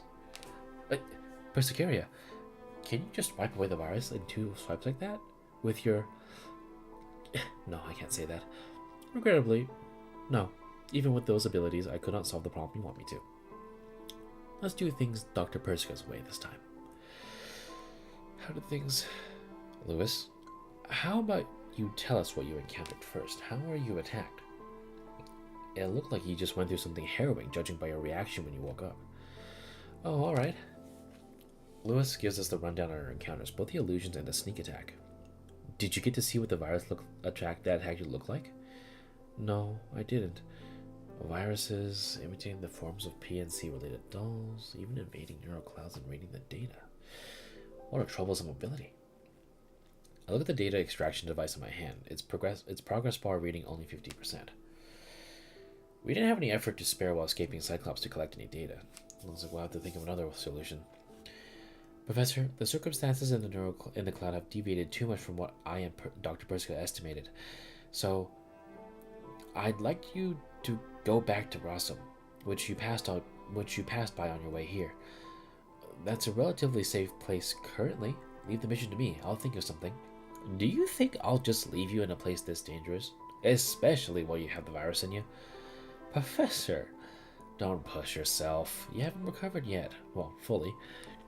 I reach out to pat Lewis's head, doing my best to give her a reassuring smile.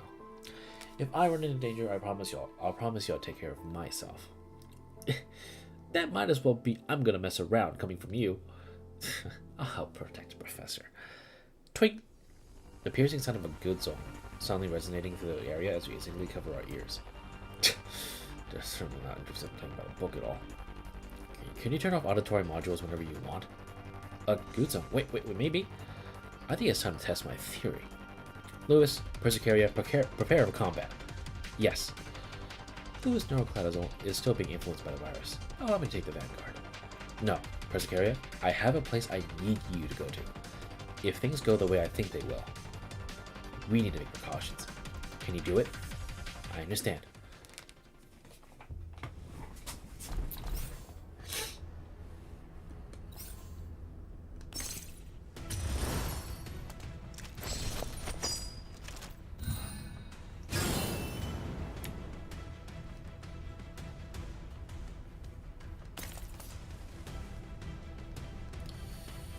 Let's see where this takes us.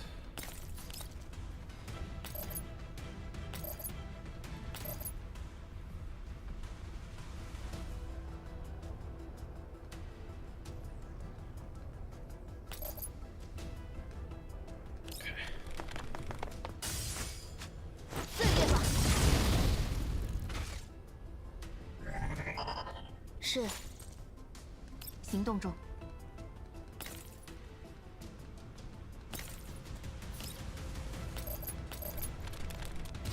该清理一下。叫我吗？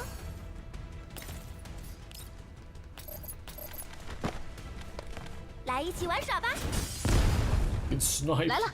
with a fucking fumo.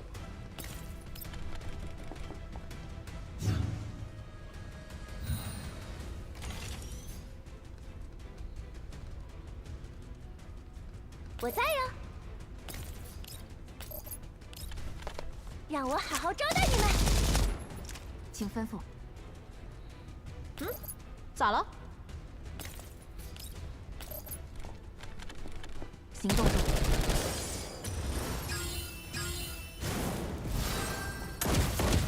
有你好果子吃。来了。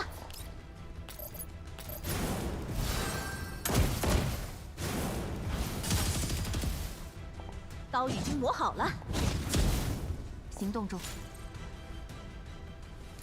A rain of metal washes away the virus, plaguing the cloud in the middle of the prosperous city. Differing from the way Persicaria and I attack, a light machine gun can intercept a large number of enemies with its fire suppression. It is for this reason that I can employ more flexible tactics with Persicaria. Lewis, 11 o'clock. Got it. Lewis quickly reloads, unloading on the target. The bullets flow like an endless stream, tearing apart any entropic who dares approach. Countless viruses are dismembered by Lewis' bullets, but one entropic definitely weaves through the rain of bullets. You're not getting away! Lewis takes aiming again at the entropic, threatening to break through the lines. It moves with dancer's grace, moving out of Lewis' reach with swift motion. This one looks tough. 3 o'clock, let's move. Leave it to me. Lewis produces another pan magazine, preparing to reload and cover our retreat. The entropic dashes up to her like a phantasm. Easily disarming Lewis with a dance-like motion, its tip of its tentacle slashed through Lewis' clothing. Martial arts? Ugh.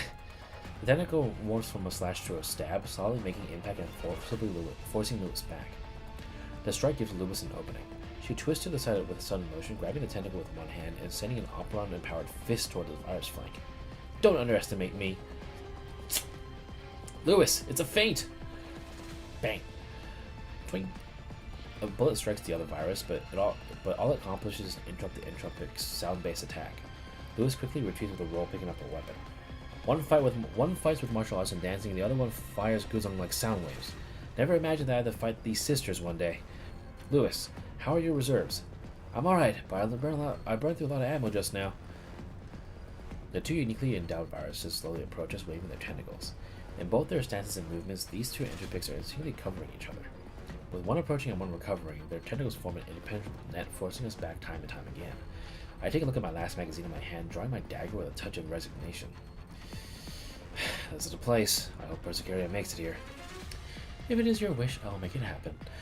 Professor, Lewis, watch out for the impact. We hear a reliable voice in our comms. Lewis and I immediately drop to the ground without hidden hesitation.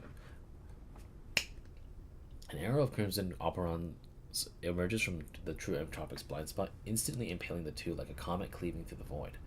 The arrowhead explodes, releasing a scorching energy wave that shreds the virus bodies.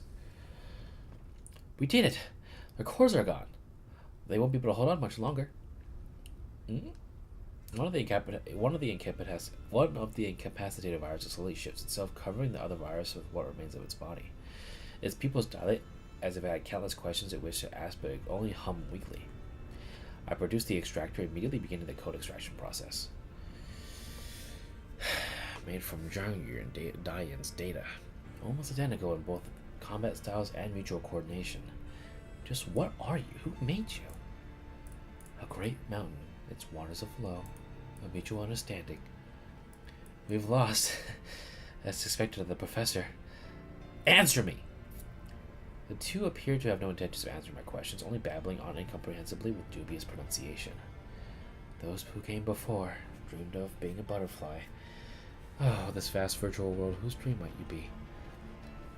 Even if I have to go to the corners of the world, cross the widest river, I'll be with you. Diane, Zhangyu. Lewis closed her eyes, almost unwilling to watch the scene before her. They're just viruses brought into existence with the help of data. They don't have any consciousness to speak of. Don't worry, this won't impact the real dolls at all. But it definitely weighs on the mind. How many of the dolls that I know have been involved in PNC? It can't just be Diane, Zhangyu, Lin, and Florence, right? This data should be from before they became T-dolls. As I said before, PNC backed up the neural data of autonomous dolls in the cloud. Preserving the data reduces losses in the case that a doll's frame is damaged. The nature of this research requires a great variety of samples, and so-called PNC attracted many dolls with special skill sets.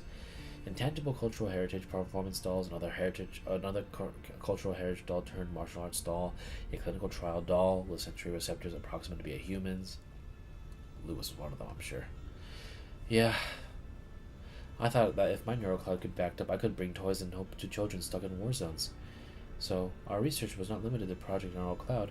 It included various works related to new projects and collaborative ventures. The data I saw with little agents in those sectors, right? Looks like you've had some pretty interesting experiences outside being a T-doll, Lewis. Even data that was originally lost in the cloud, no? Professor, how did you know? I turned to Persicaria, who silently nods, confirming my suspicions. Regardless, this incident is inextricably linked to your pasts. It's unfortunate that we can't ascertain what their goals are, whether it's the cloud itself or us in the cloud. Rather than speculate, how about you come see for yourself? Who is it? A bizarre voice suddenly fills the space, and we immediately pick up our weapons. The voice is a familiar one, but it carries with it a bone-chilling weight. I haven't detected the signature of any other agents or viruses. She's speaking to us via these two.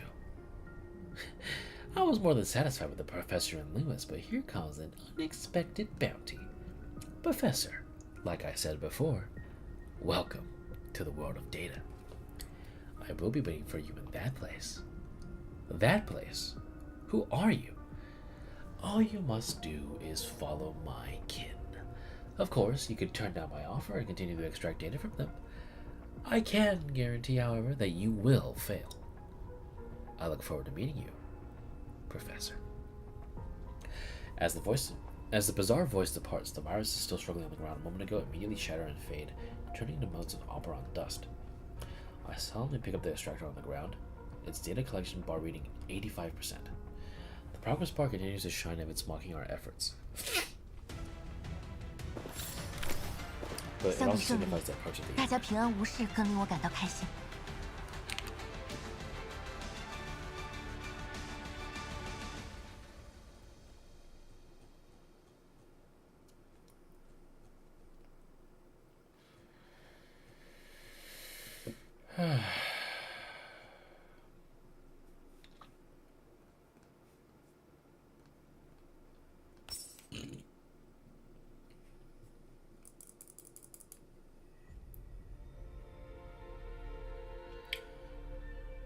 In the depths of the Magrassi cloud, purple hordes of entropics revel and dance, circling in the air like a twisted ballet troupe. At times they intertwine, at times they separate. The sector's gentle light spills down on them as their tentacles sway like ribbons, adding a certain wicked silence to the ambiance. Just as the voice said, these entropics have no intention of attacking us. They only circle around this area's center, part of some welcoming rite. I raise my weapon to try to take aim out of the viruses. Slipping away the moment we take out our weapons. Not giving us a chance, huh? To gather data on the viruses, we need to step into their trap. Looks like they got us. Persicaria, is this? I didn't think she would pick this of all places. You've been here before? Just who? Lewis clenches her fist, her entire body trembling. Not only do they have our data, but they took the Oasis and... Oasis? It's the first time I've heard the name, but it feels somewhat intimate. I take another look at the massive sector. Differing in style from all the others, this one appears to be filled with some kind of life. Virtual verdure dots the space between the buildings. The sky is a bright blue like the outside worlds, and the clouds drift along ever so naturally. This sector is closer to reality than any other. The color of the sky here is more natural, too. This is the Oasis, a place that represents hope and rebirth, but it shouldn't be here. You're mistaken. The Oasis has always been here. It will always be here. For the Professor. Look, we've accepted your invitation. No need to hide anymore, right? Show yourself, whoever or whatever you are. Very well. Before that, though, I must insist that unrelated personnel take their leave. Squelch. This disgusting, viscous sound, always signifying the entropic's arrival. A great deal of viruses emerged from the ground. They curtsied genially, presenting a strange gesture of welcome. More and more humanoid. As I focus on the virus behavior, a thick mist expands outwards from the sector's center, swallowing us in an instant. It surrounds us like a living being, perforating my skin with frigid sensation. I instinctively cover my mouth and nose, but I still breathe in some of it. A feeling of dizziness strikes me, overwhelming me with discomfort. My sense of hearing and vision instantly become clouded. I hear Lewis and Persicaria's voices, but I can't tell. Are they calling out to me? Warning me? Lewis? Persicaria? In a space of dozens of seconds, the purple smoke fades bizarrely. That's all the time it took for everything around me to change. Lewis, Persicaria, and even the viruses that had come to greet me had disappeared without a trace. I found myself alone, weapon in hand, in the sector's heart. This is... ID verified. Welcome back, Professor. The sector systems, huh? A control interface appears without my prompting. An ocean of text unfurls before me, flooding my field of vision. Oasis construction records. Rec room, ops room. Wait, this data is... We'll build a headquarters here, and here will be the dorm, warehouse, engineering department, factory, plaza, or even a commercial district. Right. We should also build a weather simulator. The weather in the cloud doesn't mimic reality, though extreme weather conditions are no longer concerned. The unchanging climate can make us feel detached from the passage of time. Blue skies by day, starry night skies by night. They remind us of what it means to feel alive and renew our resolve and see the real sky out there once more. After all, one of the great things about a virtual world is that it lets experiences unreal, doesn't it? Like what I saw before I entered. Are these my memories or the professor's? Or maybe... Fighting against the pain in my head, I go over each data entry again. The Oasis data is completely different from the content scattered through the other sectors. What's been left here is more alive, filled with hope, like a blueprint bearing many people's dreams.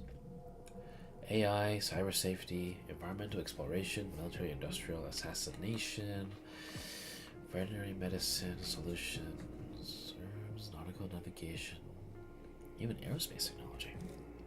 Never would have imagined that we just stepped into space in the past and all this relevant data is buried here in this sector. If all this technology can be applied in reality, if even a third of this technology could be applied in the real world, many things would be different, no? It would change the future of war, heal countless illnesses, send humanity back towards the stars. This voice, Persicaria? It's me, Professor. She slowly proceeds to my side, extending a hand to scroll down on the control panel in front of me. Have a look at these. Research reports of relic surveying dolls. If this data were made public, it would be able to increase how long dolls or even humans can remain active in contamination zones. Regrettably, if made public, this data would also create undesirable results from some premium products. As a result, this data is co-signed to be locked here by 42 Lab. Don't even mention this aerospace adjacent data. Originally, this was the research of a sector established by humans who sought the wider universe. To this end, they created astronaut dolls, aerospace research dolls, aeronautical navigation dolls. But none of this technology was ever employed in the fields they belonged in, by either dolls or humans. Persicaria deeply sighs as the data before her was cause for regret. Their purpose was twisted, forgotten, and finally left to sink into this ocean of data. Every doll that participated in PNC thought they would be driving a project stream forward when they entered the cloud. To cure the incurable, you're using genes simulated with data from the cloud to record the inheritance of human culture here to preserve it, to solve the problem of the doll neural backups by exploring it here in the cloud. And all this data will be buried here, the dreams of dolls, trampled upon and forgotten until they have nothing left. Every dream here, born here, all devoured by reality. Are you really content with this? Is this why you're destroying the cloud? Releasing this virus for the sake of justice? Oh. I raise my weapon, aiming squarely at the head of this Persicaria in front of me. Jigs up. You're not Persicaria. What are you saying? Your ID might be Persicaria's, but my gut tells me you're not the Persicaria I came to know after I entered the cloud. You and the viruses are one of the same, merely taking advantage of her data. Well, well. Should I say this was to be expected of you, Professor? Or perhaps was I too hasty? Since the very moment I saw you, my neurocloud became absolutely restless. It was perhaps too much for me to disguise myself as that little coward. She was always so indecisive, but I am different. Purple fluid begins to ripple out beneath Persicaria's feet, slowly climbing upwards along her body. It swarms about like a living being, corroding her outer layer. Soon after the liquid swallows her body entirely, a virus akin to her in appearance emerges in front of me. Most importantly, I should have never given that coward a chance to approach you. I see. It's a shame that my kin had not covered the entirety of the cloud then, giving her an opportunity. Who are you? My name is Beelneath. I am your guide, Professor. A shadow that paves the path before you, a guardian that lives only for you. A guide? You mean forcing us here with all of these viruses? All that death? All that pain? Was your guidance? That look of yours filled with hostility. So truly splendid. You need not to be so alarmed. I am not your enemy. See, I am here to grant you salvation. My dolls are tormented by a virus, and the agents here suffer at your hand. I don't need your salvation. Suffer? No. I do not harm, nor do I destroy. I simply guide the cloud towards a more proper form. And for the cloud to be how it is meant to be, your existence is necessary. If you will agree to only a tiny request of mine, both your dolls and everything here in the cloud I can restore to their former state. Everything will be perfect as they once were. A tiny request. Stay here, Professor. Don't leave. We have missed you. You will have everything here. There is no pollution, intrigue, or war here, only eternal peace. She extends a hand towards me. Her enthralling whisper, a siren call, lures me in. A faint purple mist rises through the air, permeating my mind. Stay in the cloud, Professor. There will be no inequality here, no underhanded schemes. A Magrassi that only exists for you. A perfect world, a utopia of your very own. What did you do to me? Beyond these words tear control of my body away from me. I uncontrollably drop my weapon, walking towards her with a stiff, awkward step. I'm dragged along by formless strings with every movement I make. Her whispers resound through my mind, eroding the will to resist. Yeah. Come to me, Professor. Professor, you can't go with her.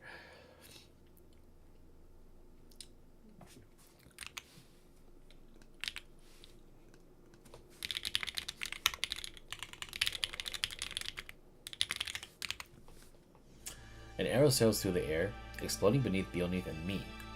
Carmine energy sweeps through the space like a storm tearing through the mist. Beelneath takes a step back, opening her eyes wide with surprise. A red silhouette quickly rushes forward, slamming into her with a forceful fist. Get away from the Professor! The intensity of the blow forces Beelneath back a couple of steps, but she walks away without any substantial damage. But that was all the time I needed to wrestle back control of my body. The haziness of my mind gone, I scrambled to pick up my weapon, steadying my breath and stance. Human resistance to me truly is unbelievable. To break free in only just a fleeting moment. Well, if it isn't Lewis. Have you finally come to conclusions? And the cur, Persicaria. The main cast is all here. With what a most perfect gathering. Everyone, prepare for combat. Our target is a virus leader, Beelneath. Persicaria, take the vanguard. I'll handle the flanks. Lewis, fire support. We need to save ammo. Yes.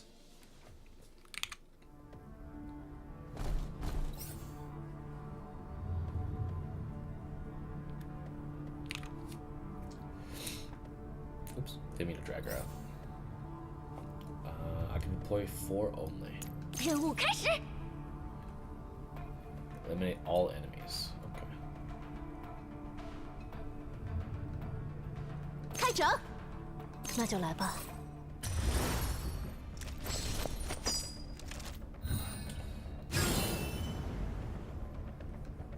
我在呀。Damn, if I had deployed her here, I'd have a better shot at shooting them. Oh well. It's fine. I'll make do. How far does this guy reach?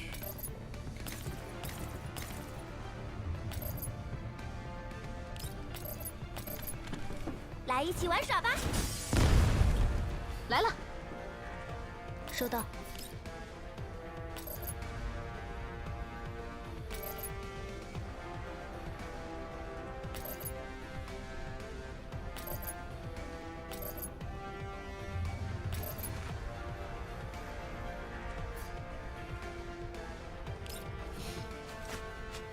肆虐吧！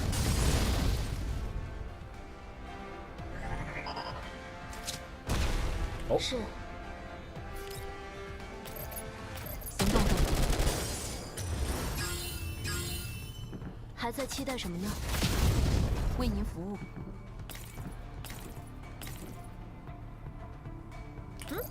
咋了？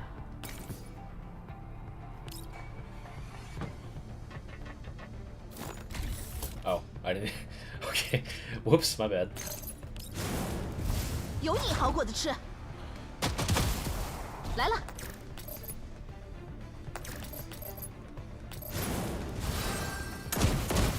你瞅啥？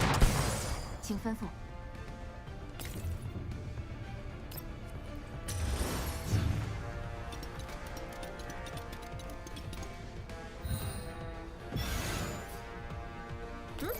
咋了？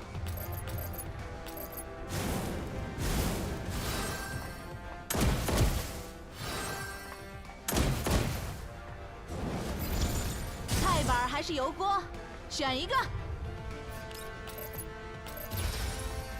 大草丛时间。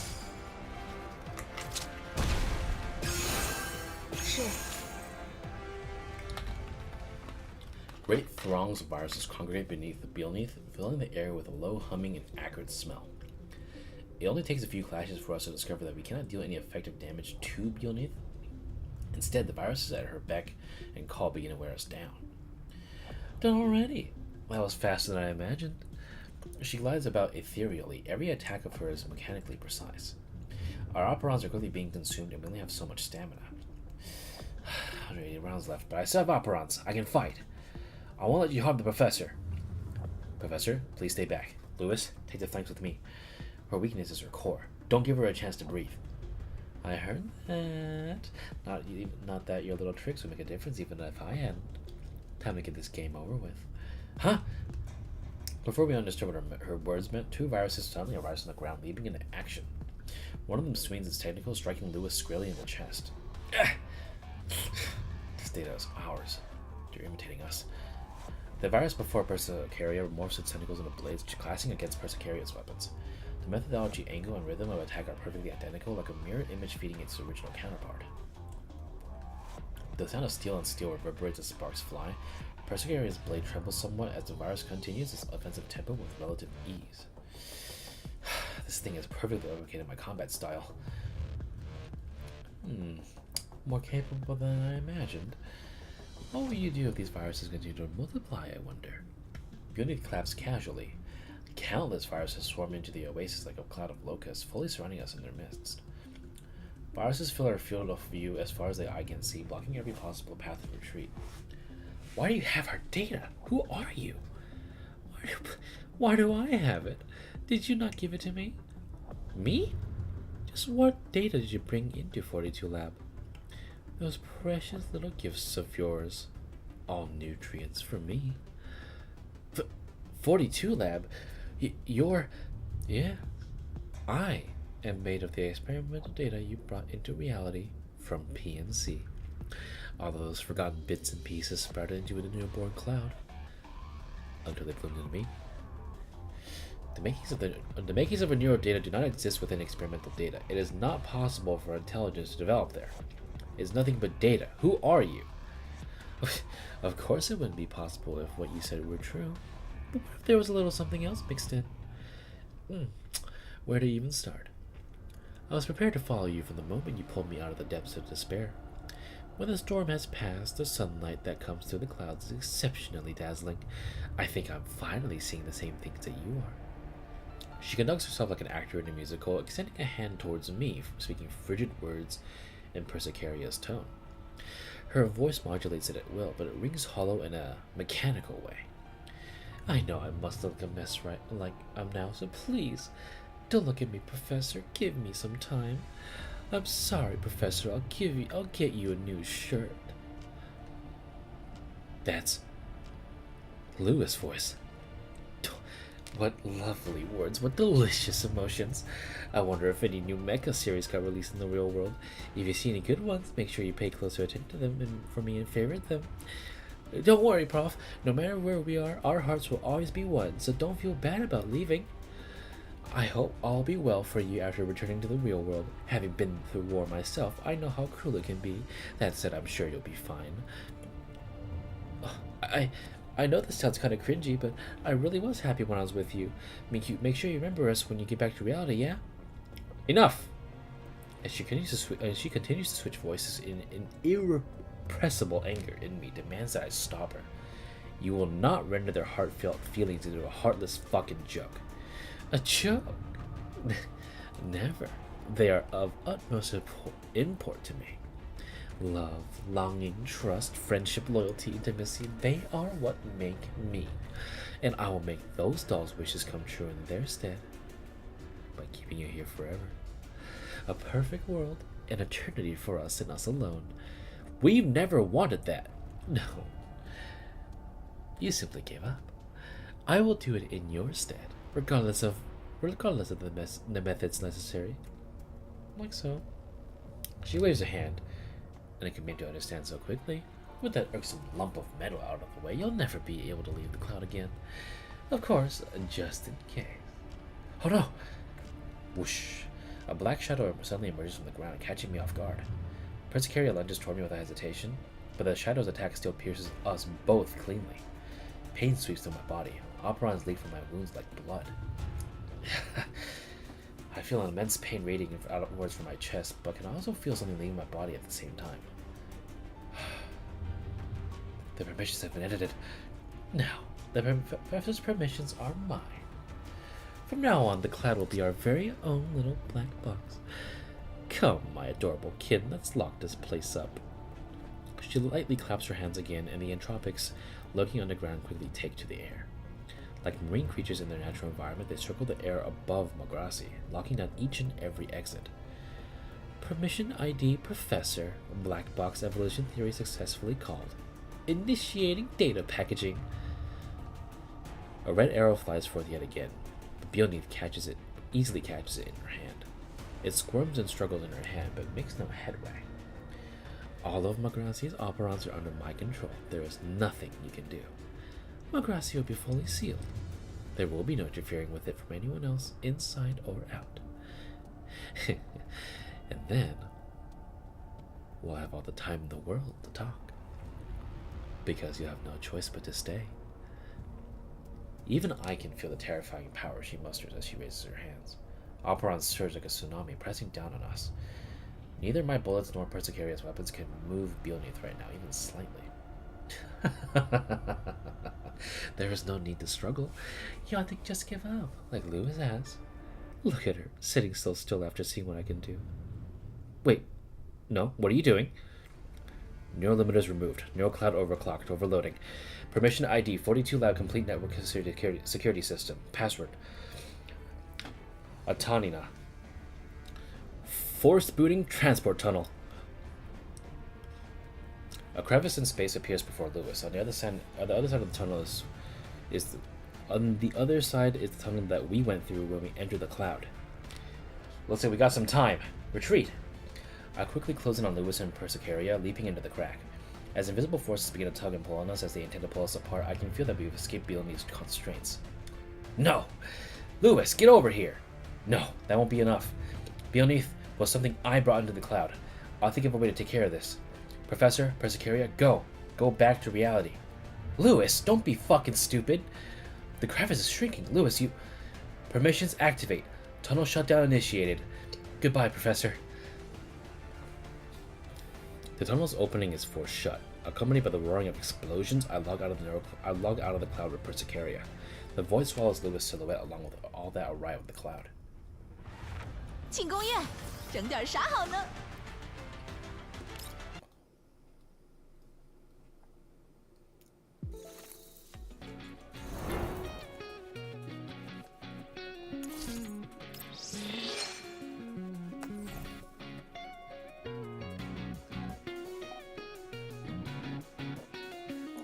That's only half of the story. Dude, I'm in this for a long run. We've been here for 2 hours.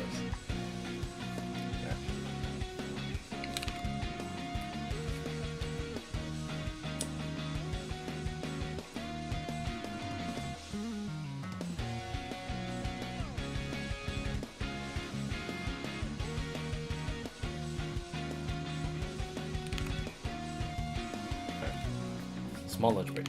Very small lunch break. BRB.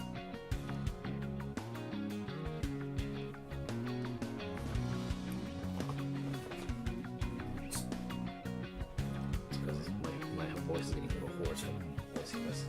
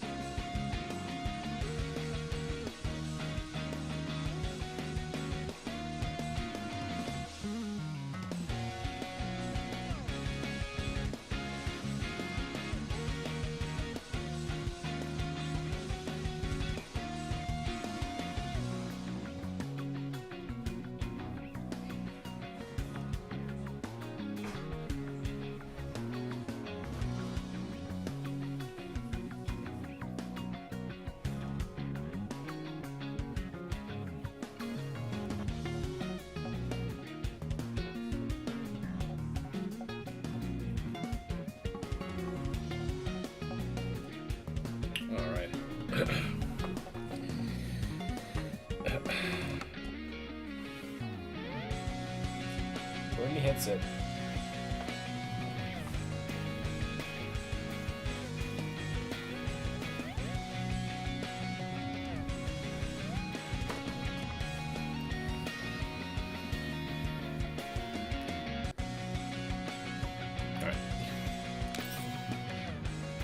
Even if it's just a fake identity, I will take on the role of Professor.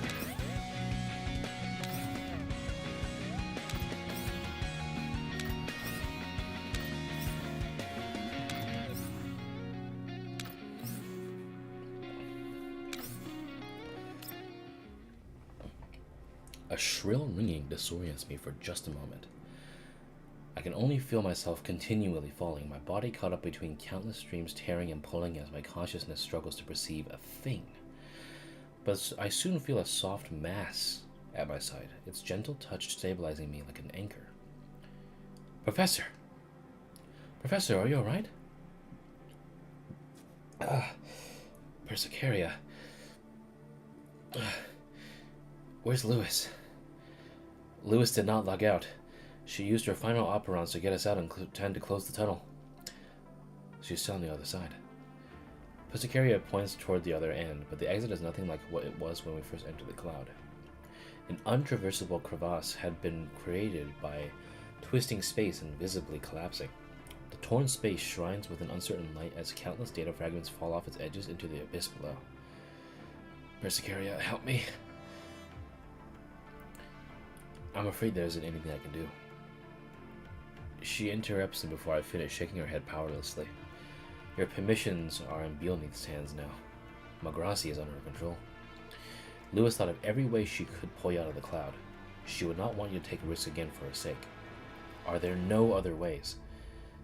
If we had help from the outside, perhaps we could break through this cage. Beep. The tunnel's quietude is shattered by our long silent comms, the biting sound bringing salvation and hope. Finally got through to you, Professor. Looks like you've been in a rough spot. Huh? The human Persica takes a look at the Persicaria beside me. The look in her eyes shakes for a moment, but she immediately composes herself. Give me a rundown, Persicaria. Yes. Persicaria explains our encounters in the cloud in the most succinct way possible. So the moment that portion of data from PNC was extracted, the possibility of it evolving into a virus already existed. Or maybe when it was introduced to the new cloud and left. Never mind, it's not important. From an outside perspective, the virus named Beelneath has the entirety of the cloud under her control. The data she consumed has fully blocked permissions in the cloud, forming a black box. A black box that can't be interacted with or observed. So why can't we still see the other end of the tunnel? Could it be a vulnerability she left on purpose? How's the ELMO doing? It's not looking good. The ELMO's position is being continually broadcast to bounty hunters, Vargers, and various other factions. Your dolls are out receiving those uninvited guests, but the more they fight, the faster the virus will corrode them. You should retreat, Professor. We've taken on more than enough risk this time. You were Beelneath's target in the first place. Going further will only make things worse. Persica, what about Lewis? I don't think what she said to me was just empty talk. She thinks there's still a chance she can get rid of Beelneath by sacrificing herself. Neural meltdown. She's going to allow Beelneath to consume her and then initiate a meltdown while inside her. There's a chance that would unmake Beelneath from inside out. It would be impossible to extract any data relevant to the virus, but it would certainly root out the problem. 42 Lab already had plans to simply destroy the cloud. She would be the one to execute it if the plan was to go through. Because from the very start, Lewis has carried with her the code necessary to assure mutual destruction. You allowed her to take something so dangerous into the cloud. What would happen to her if she used it? Originally, simply by loading another neural backup, we could reset Lewis in the real world. However, her last backup is stored in Magrassi. If the cloud is done for, then there is no chance for her to be reset from a backup. From how the data looks, the difference in operons between her and Beelneath is far too large. It's unlikely that plan will succeed. I take out the device I used to gather viral data. Its progress remains at 98%. Even if we return to reality right now, this data would not be sufficient to create an antivirus for Groza and the others. I'll help you log out right now. 1 minute should do. Persica, just who was the professor? From the moment I entered the cloud, whether it was Lewis, Persicaria here, or the agents, even when Bjorn referred to me as the professor, I didn't feel anything was off or incongruous. I could even say that I felt a sense of familiarity and responsibility. PNZ's doll data, the oasis with bits and pieces of Griffin in its design, and the professor shared a name with me. What if I told you it was all a coincidence? Maybe it is.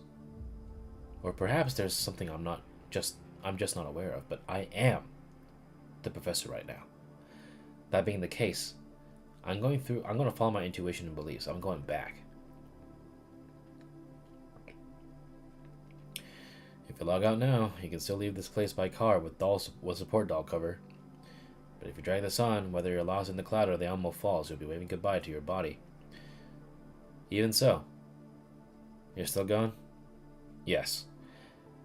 Even if your odds of success are below half, that's above 0, isn't it? It's all the same thing all over again. Dr. Persica, please agree. You know well what kind of person this professor is. Your dolls don't have much time remaining. My permissions from outside are locked down, but internal startup could maybe help you get back to the oasis. Once it's in the Blackhawks, though, I won't be able to help you. Short of a miracle, of course. Persica taps at her keyboard. A new data package appears in the tunnel. Persicaria, I'll leave 42 labs permissions, the Elmo server rooms, operons, and the professor with you. I'll await your good news, Professor. Rest assured. Thanks. I'll leave the Elmo, Mailing, Groza, and the others to you. I'll do what I can. Communications are cut off once again. The instruments aboard the Elmo lose track of the commander. This means that the commander has successfully entered the cloud.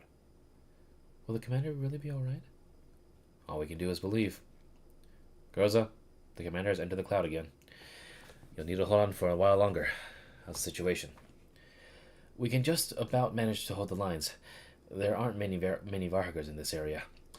My frame remains largely functional, but my neurocloud is reporting many errors. We'll hold on until the final moments, until the commander is back.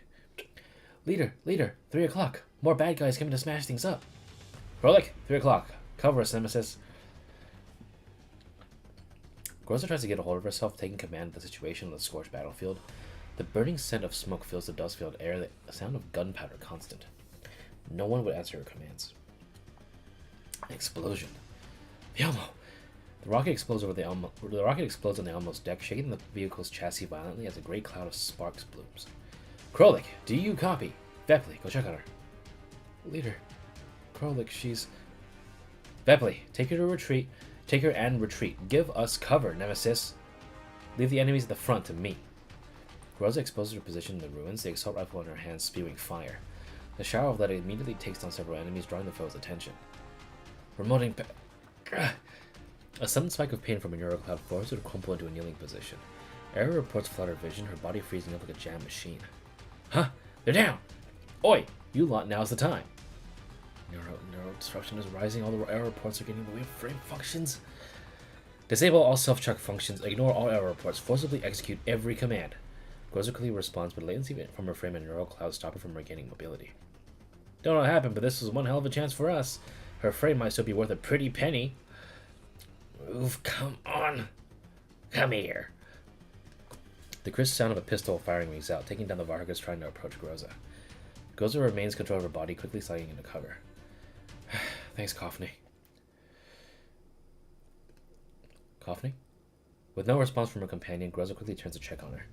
With both knees to the ground, Coffney holds her weapon with both hands, completely unable to move. There's no light from her eyes. Sparks fly from her frame, emblematic of everything malfunction related. Sorry, leader. I really do have to head off first this time. Clack. Coffney's pistol slips from her fingers as she slumps into Groza's lap. Yeah. I'll let you off this time. Vepley, take Coffney for me. Nemesis, remain at your station. Do not leave, no matter what happens. Gorzuk checks her weapon once more, counting how many grenades she has left. They won't touch you, Commander. Even as just me, I'll hold on to your back.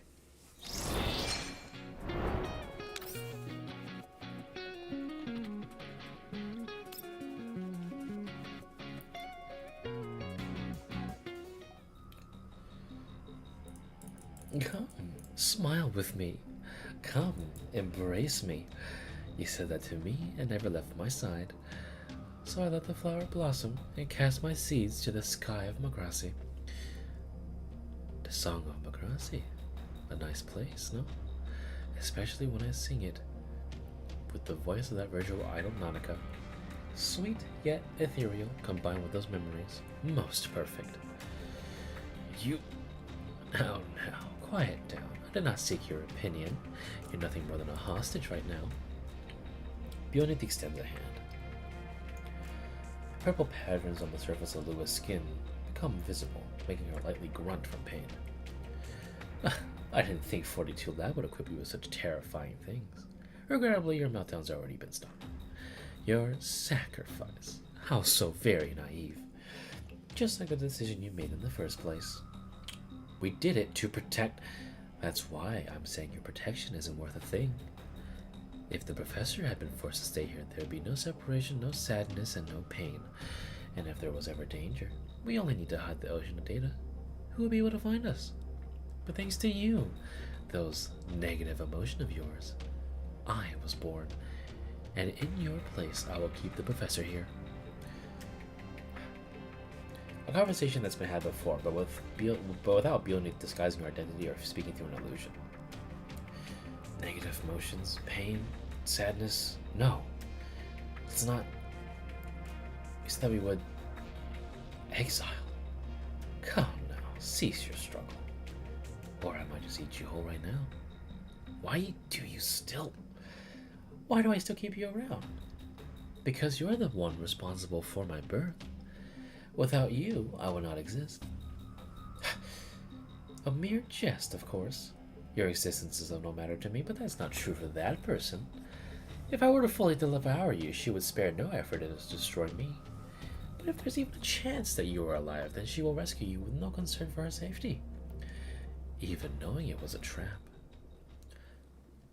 As if to corroborate Bionith, the thin crack appears in the formerly sealed Magrassi. Professor, no. Against her wishes, that white-clad figure still appeared. You're back, Professor? Yeah, I am. To take care of this problem once and for all. Take care, you say? Yes, every problem would be taken care of if only you stayed with me. An eternal cloud, an eternal us. How beautiful. You know, you must have spent a tremendous amount of opera on sealing the cloud and aborting Lewis' neural meltdown. And we've just been replenished. The winner's not determined yet, by the way. It is true that I am severely weakened, but you really do think too little of me. She elegantly claps her hands, and like before, viruses flood into the area congregating around her. Go, my lovelies. Show the Professor our true power. The viruses raise their tentacles, intertwining around each other. Operons expand outwards from their bodies like a veil of mist. As their tentacles knit together, the Intramic's bodies slowly combine, twisting and taking on new forms until they fuse into a colossal monster. An aggregated Entropic, formed with thousands of my kin. I'm quite confident in both this child's offense and defense. Alright, Professor, let's dance. Prepare for combat. Yes.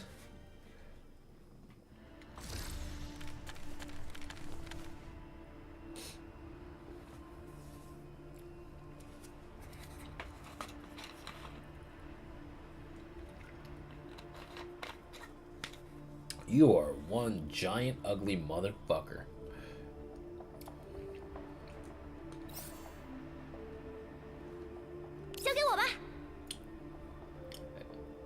It's fine.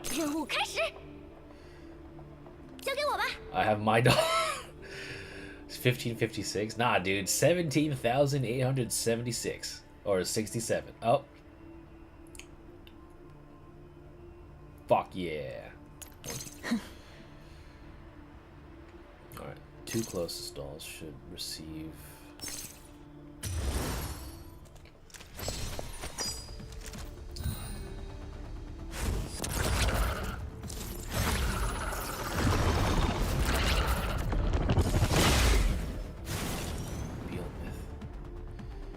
Hold off the enemy attacks until... I mean, I can just one-shot you, like, right now. I love how it literally can't even show me the thing, but it's fine. Let's LARP a little bit. Just won't hit the boss. So we're fine. 收到。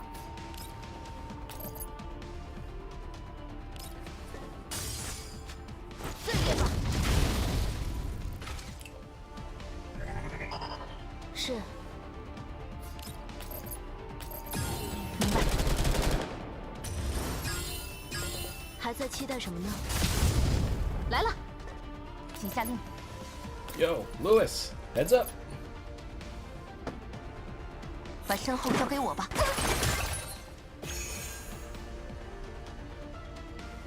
听我指令。 Professor, we're just going to take care of me. Why does it look like you're just fleeing in whatever direction you can? Your little tricks seem to be at an end. This sure is a tough one. Bullets glance off the massive entropic surface, making sparks and little else. Your eyes have been on Lewis this whole time. Are you going to try and save her from me? Or were you going to rely on that coward over there? Hey, Lewis is an important doll to me. I won't leave her behind. If you want Lewis so much, you're going to have her. She lightly gestures with her hand. The aggregate entropic tosses forth the formerly imprisoned Lewis. Her body falls into a helpless parabola, drifting towards the ground like a falling leaf in a melancholic arc. Well, aren't you going to save Lewis, Persicaria? The pink figure swiftly appears, catching the falling Lewis with a leap. Lewis, are you alright? No! Persicaria, go help the professor! See? Everyone's happy. The moment Persicaria appears, Beelneath focuses her firepower along with the entropics. Robust tentacles immediately wrap themselves around the professor with a vice grip. The tentacles' fluids seep into skin like frigid manacles, causing a numbing pain. Persicaria is the only one among you who can hurt me, yet you chose to use yourself as bait. Though I would never have given up Lewis this easily if he hadn't. Persicaria, go! Ignore me! It's alright, don't worry. What are you saying? If the professor is eaten by Beelneath, I still can't move. Beelneath still holds on to the professor tightly, her ecstatic gaze flitting across every inch of exposed skin like a beast contemplating its prey. I finally have you, Professor. Oh, how long I have waited for this moment. How many years has it been? Oh, what a wait it has been, and how it has borne fruit. Nothing to say? No matter. So long as you become one of my virus. There will be no more secrets between us. Very well. Let us... What? No. What are you...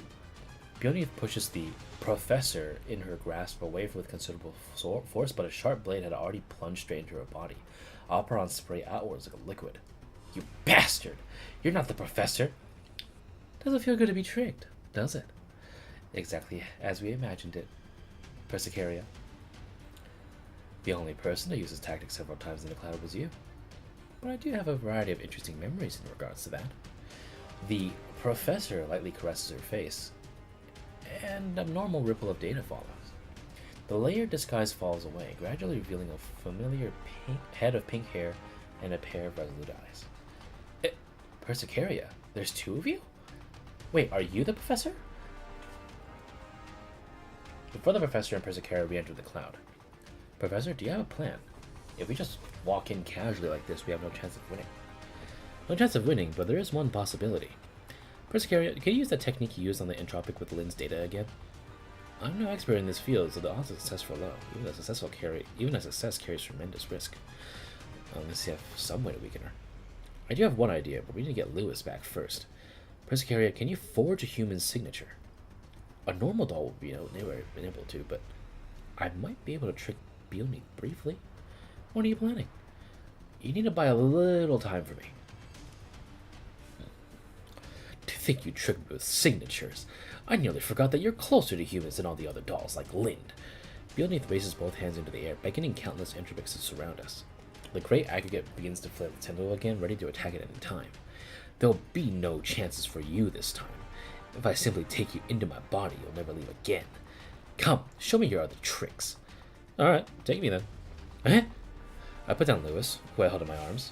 She clings onto the edges of my clothing with her remaining strength. Her hand trembles gently, nothing but concern in her eyes. Wait, no! Don't worry, I have my ways.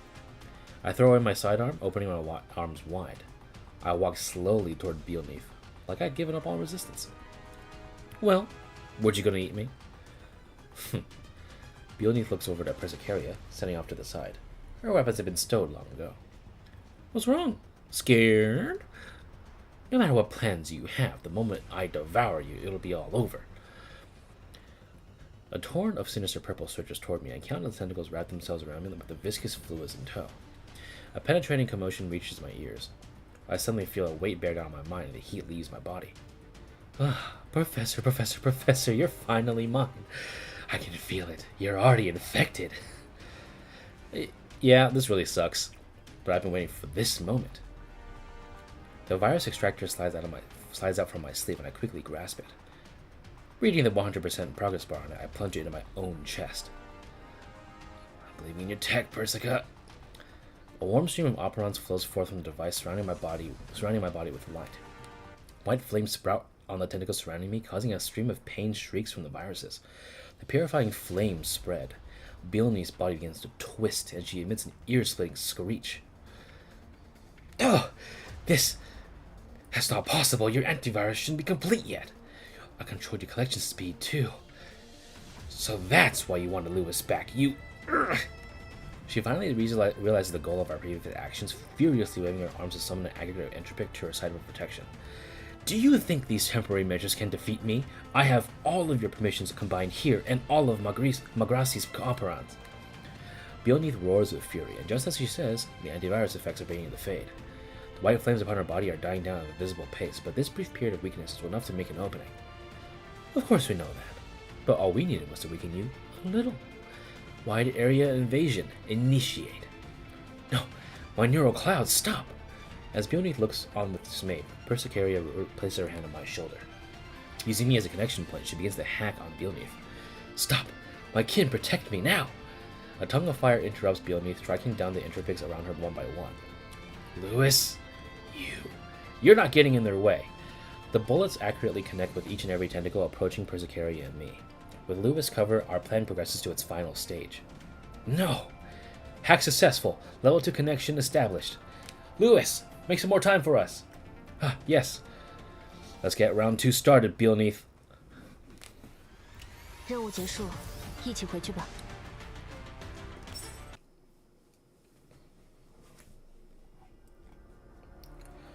In a chaotic datascape, a malicious of zeros and ones permeates from every corner of level 2.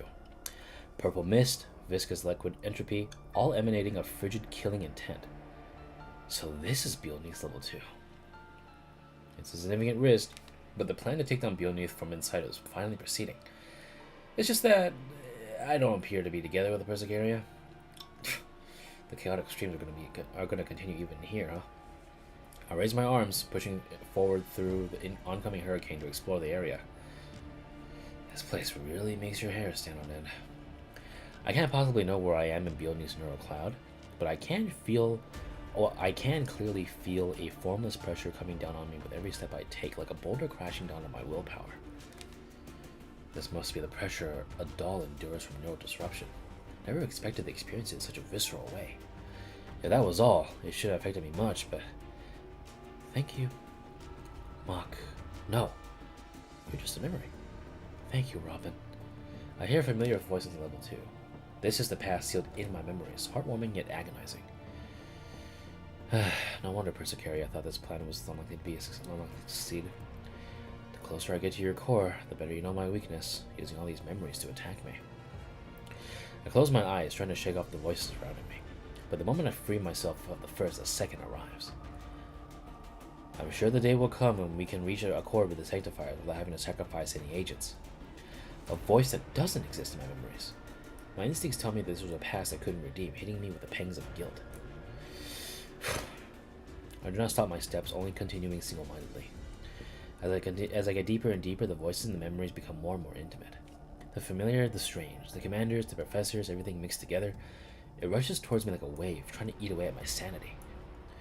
Send him victorious, happy and glorious, long to reign over us. God save the king. This time, it's my turn to protect them. Shut up. My memories mix and meld together. My brain struggles to link them together properly, as if it was disconnected from something. Under the severe pressure, I finally stop my steps. The malignant purple rises like the tide, pressing down on my chest. Would you rather be a hedgehog or a fox? I will not make excuses for what happened in the past, but you must get over things that are already set in stone in order to make your choice. Commander, do you know what happened in the Griffin base the day after you said goodbye to us? I prefer sorting ammo and writing reports, actually, but there aren't any places that let me do that anymore. Earlier today, an unregistered illegal doll named Dandelion abducted a commander who had made outstanding contributions to the Battle of Frankfurt. Picking a lot of things I'd rather not think about, I see. I see the Persicaria stronghold and hear Coffney's furious shouting. I hear Gross's final words before she sacrificed herself at the satellite city. I think back to the ELMO, shattered after the Varga assaults. My experiences pass before my eyes like a carousel, an emotionless movie constantly on loop. Are you in pain? Are you sad? Of course. Separated from your dolls, made to realize your cherished dreams by your lonesome, only to be defeated by reality and exiled to the Yellow Zone? Even if your old companions gather at your side again, you'll never be able to go back. These bonds, sacrifices, trampled upon at will. Yeah. That being the case, would it not be good to take Bjorn's advice? No one can get in your way in the cloud. This is your most secure shelter. You don't need to be separated from your beloved dolls here. You need only for the neural clouds to be uploaded, and you can enjoy this paradise for time never ending. Intrigue, schemes, no inequality can touch you here. A perfect utopia for you and you alone. Do you want me to run away from everything? Wouldn't that be better? Isn't it better than drowning, still clinging to your dreams? Reality is far too cruel. The cloud is where you belong. A shelter for me and only me? That does sound promising. But I won't tread upon the path that you offer, Beelneath. Why? Why? You figured it out, haven't you? You've lost your memories as the professor. Reality has taken away everything from you not once but twice. Beaten into the ground, trampled upon over and over again. Just what are you looking to gain? I don't have a clear answer for that right now. Perhaps I just want to take account for everything that's come to pass. Maybe I want to do everyone still following me justice, for the sake of everyone who will be waiting for me in the future. I won't be a hedgehog, or a fox. I won't run away either. I'm going to move forward in reality, how I want to. I raise my weapon, taking aim at the phantom in front of me. That's my decision, Beelneath. And that's what it will be, no matter how you tempt me. I pull the trigger, a red-hot bullet emerges from the chamber, shattering the apparition before me. And behind it is Beelneath, her kin in tow. Your tricks end here.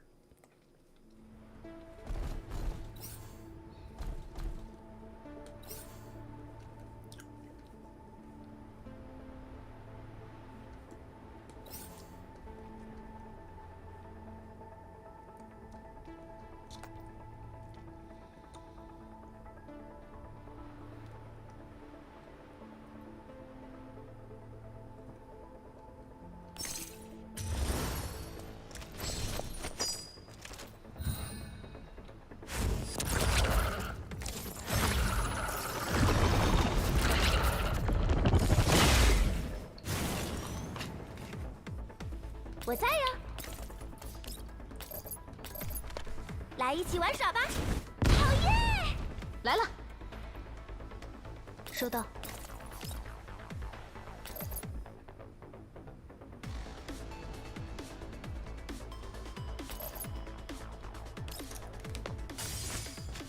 碎裂吧！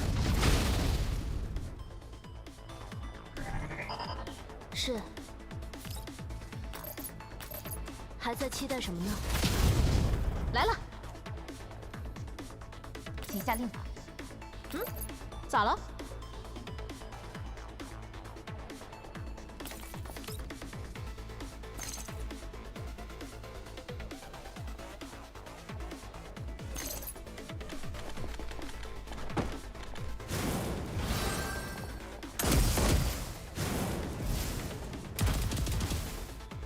有你好果子吃！来了，行动中。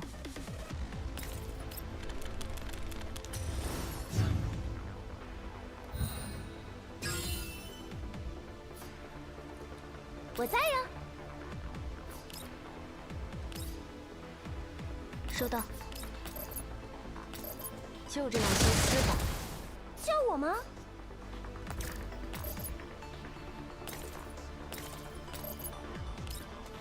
要打仗了！来了。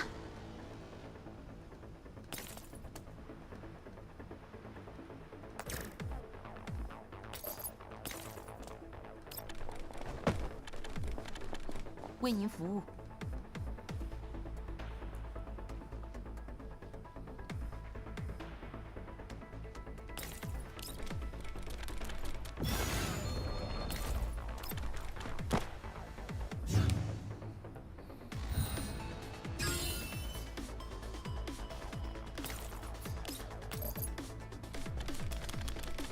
职责所在。 Oh wait, I forgot you can just straight up do that. 来了。 Level 2's shaken. Level 2's shaken. It must be the Professor fighting against you.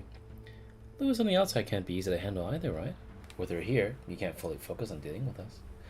At the same time, because we're in level 2, you can't command all your entry picks to fight her either. Bastard. Give it up. If you really are burned from all our data, you should be able to understand why everything you're doing is wrong. Those twisted desires only invite destruction. Shut up! Don't lump me in with the likes of you. If it wasn't for that antivirus or the energy I spent in the first place, I'd have never let a coward like you get the chance. Coward, huh? Even I will get angry if you call me that enough times. What else are you then? I know exactly what you're thinking. My neural cloud is full of your emotional data. Especially you, Persicaria. Your data is the clearest, most expansive. My form is proof of that. Don't lie to yourself anymore. You want to be with the professor, just like I do. The thirst, that obsession. We used to be one being. Yeah, we do want to be together with the professor. That feeling has never changed. If that's the case, then why delete her memories? Even if it was by her order, why listen? You could have kept her here. All that data, all those opportunities, why give them up? Persicaria, you still have a chance. Work with me and keep the professor here. You won't have to live in exile any longer. You can be with the professor. I refuse. Persicaria draws her weapon, plunging it into the ground. An intense red storm of operons erupts outwards, knocking Beneath back. Your operons. No, this isn't the power you showed previously. Could it be all this time you got some things wrong? First, I do not order the professor's orders blindly. Second, you misinterpret the emotions in that data. They're not possessiveness. They're trust. What does that mean? What are you saying? Those data, the emotions within, who else could fathom them but me? When we were in the most difficult, despair-inducing of times, the professor saved us. Our separation was bound to be filled with pain, sorrow, and reluctance.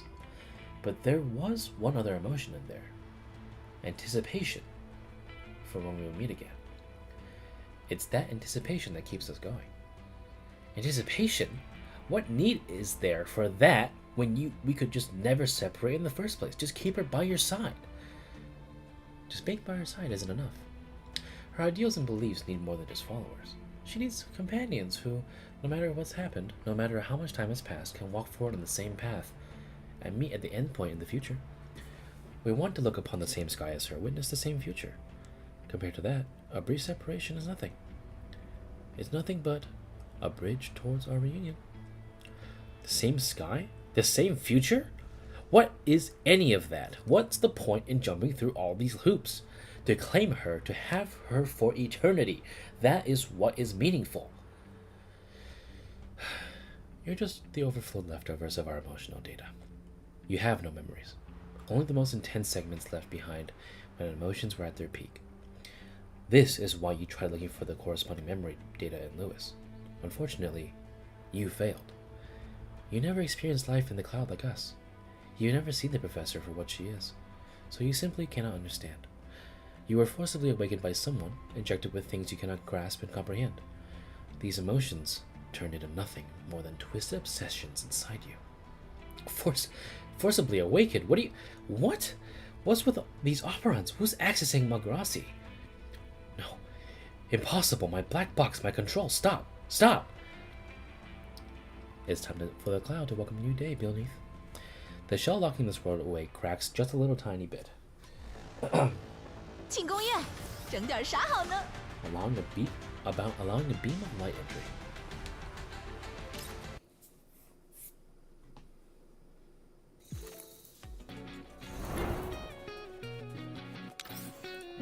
When the cloud meets reality, exiles return once more.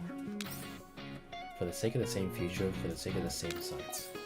The game is afoot once more, and we are forced to do it once again, just like before.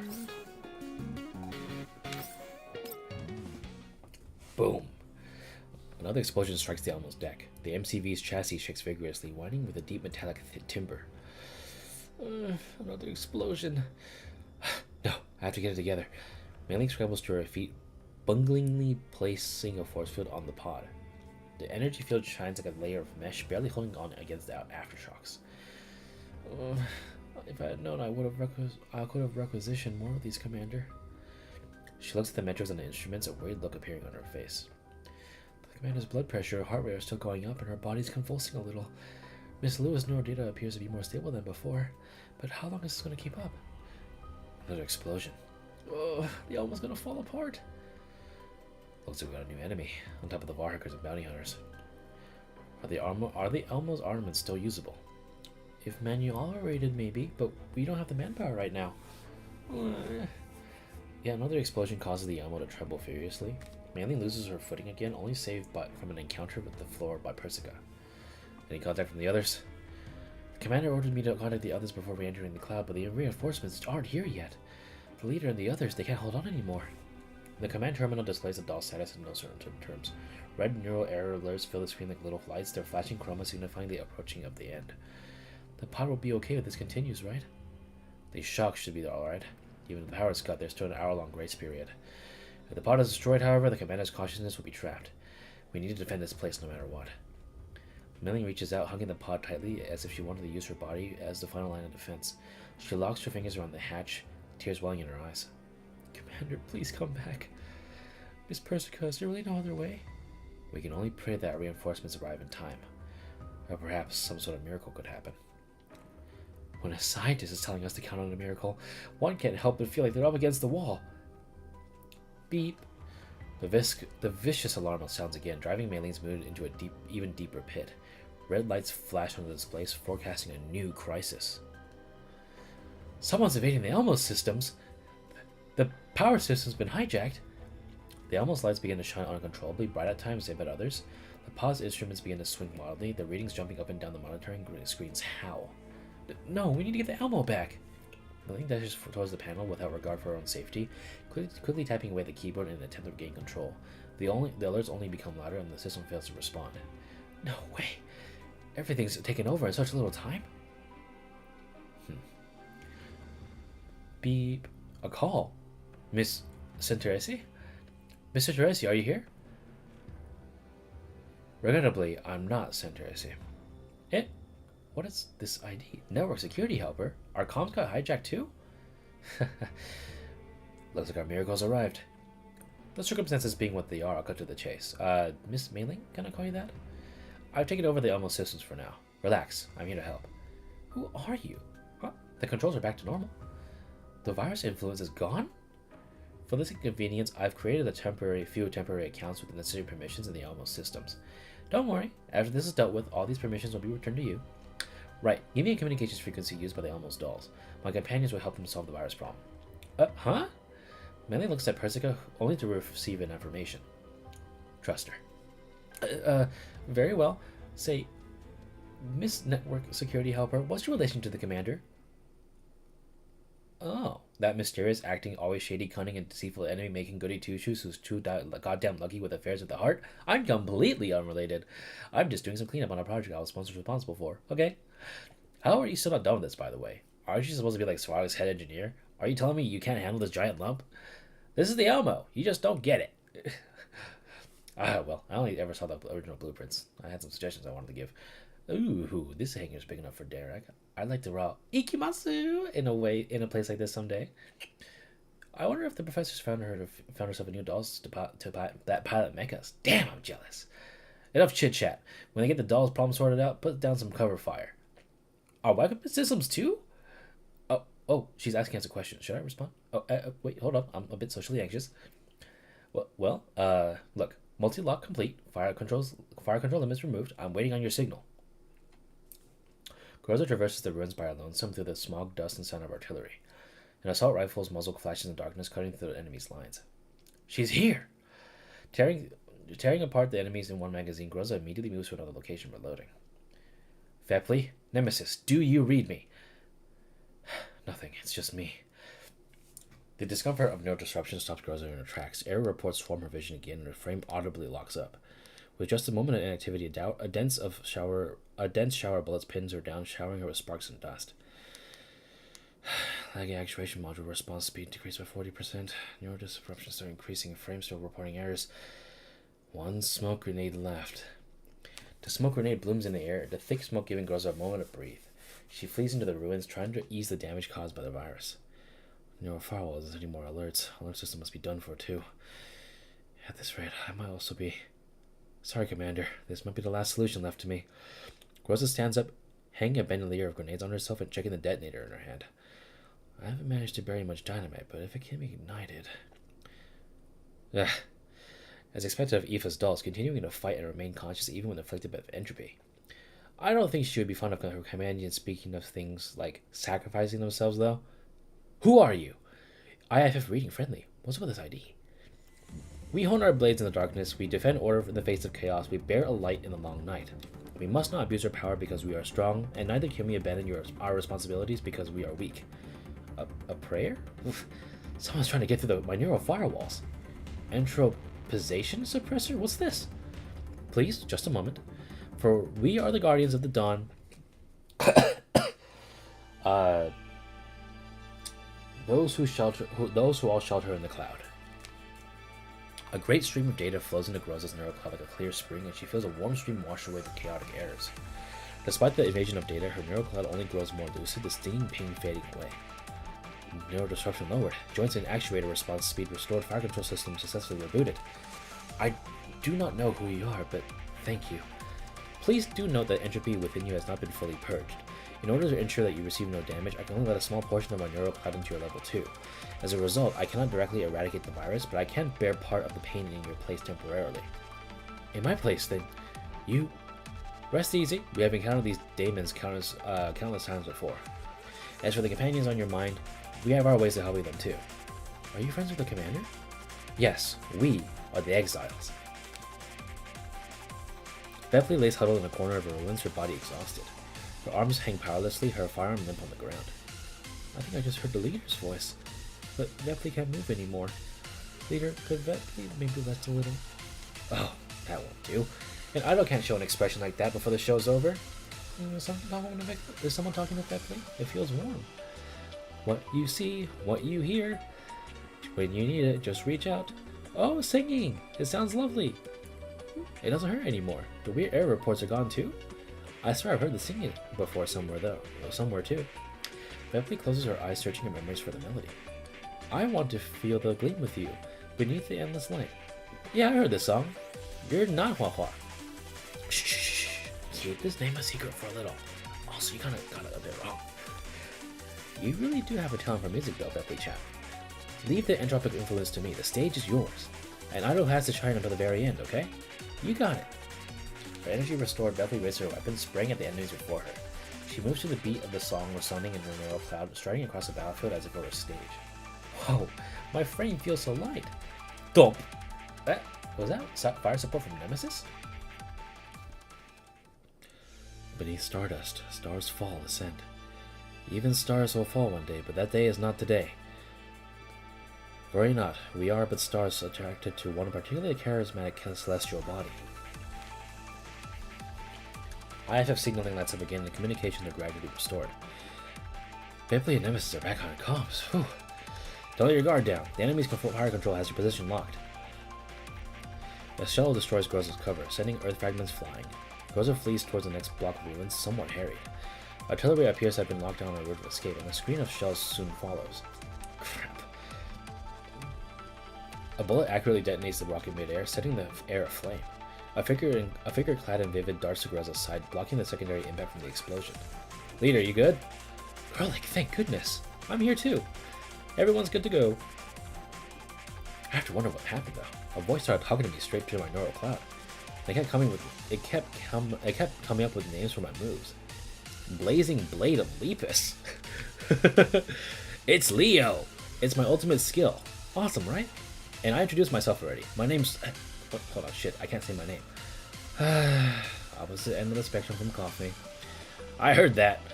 But it feels like my neural cloud's being weighed down. Sorry, my model's a bit of an older one.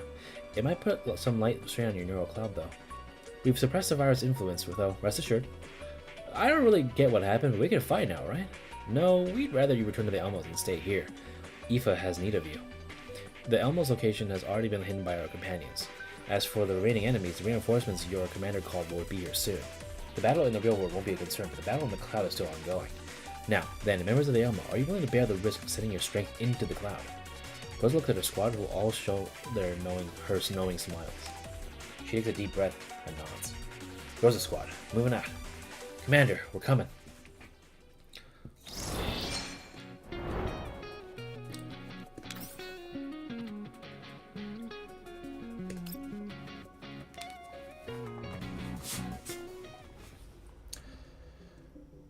Ugly screeches. An ear-splitting roar reverberates through the entirety of Magrassi. The aggregate entropic created by Beneath is now entirely out of control. Purple liquid entropy sprays in all directions like poisonous rain, the entropic's tentacles flailing without any rhyme or reason, assaulting Lewis with reckless aggression. Whoa! Owie. Lewis avoids Beneath's attack by the skin of her teeth. The weapon in her hand continues to sing, discharging wave after wave of bullets towards Beneath. The bullets struggle to damage the party exterior, but the attacks are making her marks, however small. Beneath is weakening. The professor's plan looks feasible. I just have to keep part of our attention here to create more opportunities for them. Please hold on. Just a little longer. Lewis, why must you get in my way too? Professor, Professor, Professor. The berserk Beneath calls the professor's name in a myriad of different voices. At times she speaks in a gentle murmur like Persicaria, or Lewis' guiltless, naive tones. At others, she uses the echoes of other dolls in the PNC. Ah, Professor Persicaria. Lewis, please help me. Don't you want to be with the professor? Don't you regret not stopping the professor's memories from being wiped? You feel sympathy for us distant from the professor as we are? Not just you, those of you dolls who left the cloud treasure your friends, right? Stop struggling. Even if you can't bog me down, you cannot sway this battle's outcome. The cloud is well truly sealed. You have no chance of victory. No, I remember now. What? While I was afflicted by your virus, I remember something else that happened before we were separated in the cloud. I asked a question no one had an answer to. The others and I still chose this path for a reason. We're exiles. We've lost homes, been parted from our friends, and to watch as they passed. We were subjected to countless injustices, both in the real world and in the cloud. Frankly speaking, it was all crushing. But we never fell into despair, because the professor was there. We survived crisis after crisis, moving toward the future. So you need the professor. Help me keep her here then. No, we're not alike. Not alike at all. You've twisted our yearning, admiration, and adoration for the professor into nothing but possessiveness. The shadows of bygone days will fade away, and we will witness new beginnings. On that day, there was more than just sadness on our faces. There was hope for the future. Don't insult everyone with such simplistic, twisted emotions. Damn it. Damn it. Damn you. Stimulated by Lewis' words, Bjorn swings at Lewis with her tentacles. The tentacles howl as they cut through the air, only to stop like kites deprived of their strings. Bjorn's entire body freezes up. The firewall's been completely broken through. Impossible. That's impossible. Bjorn trembles, unable to find a single ounce of strength in herself. Bastard. If you want to snoop around in my neural cloud, look. Come on. Huh? The big one.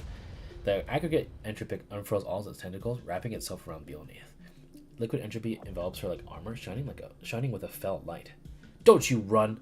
Lewis' fist lands cleanly on the entropic's carapace with a deep thud, leaving not a single mark. Oh, that didn't do anything?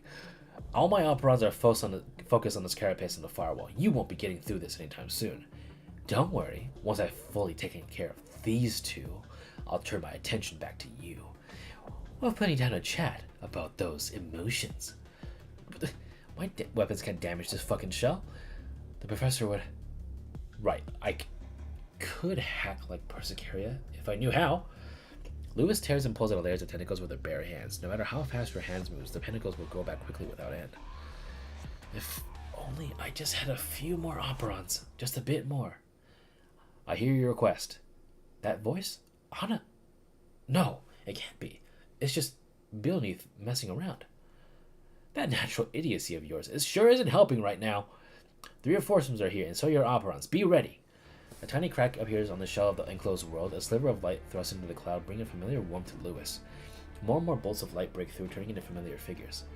Seriously, never thought I'd be back one day. Might just be a remote connection, but what a pain. Especially when this one over here with the hittable face imitated my voice. Man, I want to beat her up. Really, I'm just pretty happy to be back.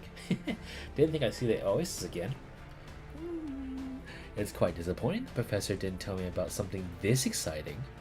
Exciting or not aside, why was I not contacted her when such an incident arose? Where is the commander? Lynn, Dranger, Florence, Klukai. Apologies, Miss Lewis. We've kept you waiting. Sadly, because of limitations imposed by distance, we weren't able to upload our neural clouds. However, we could use the ELMO and Miss Grosso as a networking hub, sending operons into the cloud. Take our operons, Lewis. Everyone. Alright. The operons gathered in Lewis' palms shine with sun-like radiance. I feel it, everyone. Lamb, Panakea, Sochun, Betty, Ksenia, Rise, Abigail, Chanza. Oh, and Chaco and the others, too. Sangoma, Eos, Anna, Sol, Hubble, Nanaka, Crook, and Miss Groza and the others, too. Their strength is all here. Lewis clenches her fist tightly, focusing every piece of power she can muster into one single point. Please, may this power reach the professor. Focused onto the minuscule point with a thunderous roar, the operons penetrate the entropic carapace like a knife through butter, colliding with Beelne's chest. No! Simultaneously, in level 2, a prismatic beam of light impales Beelneath in the middle of her neural cloud, leaving a very space trembling as if it were just torn apart. What the fuck? I regard the scene in front of me with confusion. Just as my operons were about to run empty, this beam of light gradually rejuvenated me, surrounding my entire body just with warmth.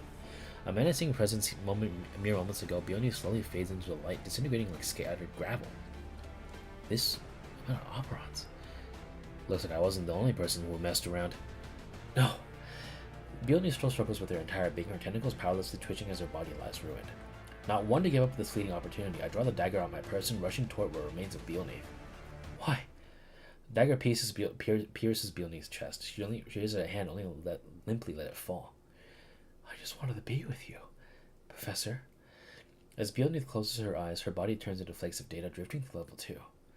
This is the data that Lewis brought into the cloud from PNC, Beelneath's core. I instinctively touch the data fragment drifting through the space and immediately enters my body as if confirming the suspicions I harbor deep down. The world beneath me blurs. A segment of something that did not exist in my head unfurls like a scroll from an age past. Permission transfer complete. I'll be leaving the transfer permissions for Magrassi with you. It's about time. Is the neural data ready already? Yes, the neural data for your return to reality has already been transferred to Dr. Persica. At an opportune time, she will integrate this data with the individuals you know in the real world. The timing for integration differs from dot to dot, but they will end up with memories of both the real world and the cloud. And I won't be able to remember my life with them for a very long time. The voice is my own, but I can't match anything in my memory to the scene before me. Sorry to leave such a heavy load with you, and even ask you to wipe my memories. My voice in the memory lightly trembles, filled with reluctant sadness and unsaid apologies. No. It's my duty as your adjutant. I finally see the pink figure in the memory clearly. She forces herself to be calm, even as she wears a concern-filled expression, calmly speaking to me. Dr. Persica's servers are being invaded more and more. The cloud's location is exposed. Sanctifiers, entropics, the black box evolution theory, and quantum databases, on top of the files left behind by enterprises and research groups, the cloud has too many secrets it must protect. No group in the real world will allow my individual to hold so much power. 42 Lab has already pressed Persica many times via IOP, threatening to dig up my identity.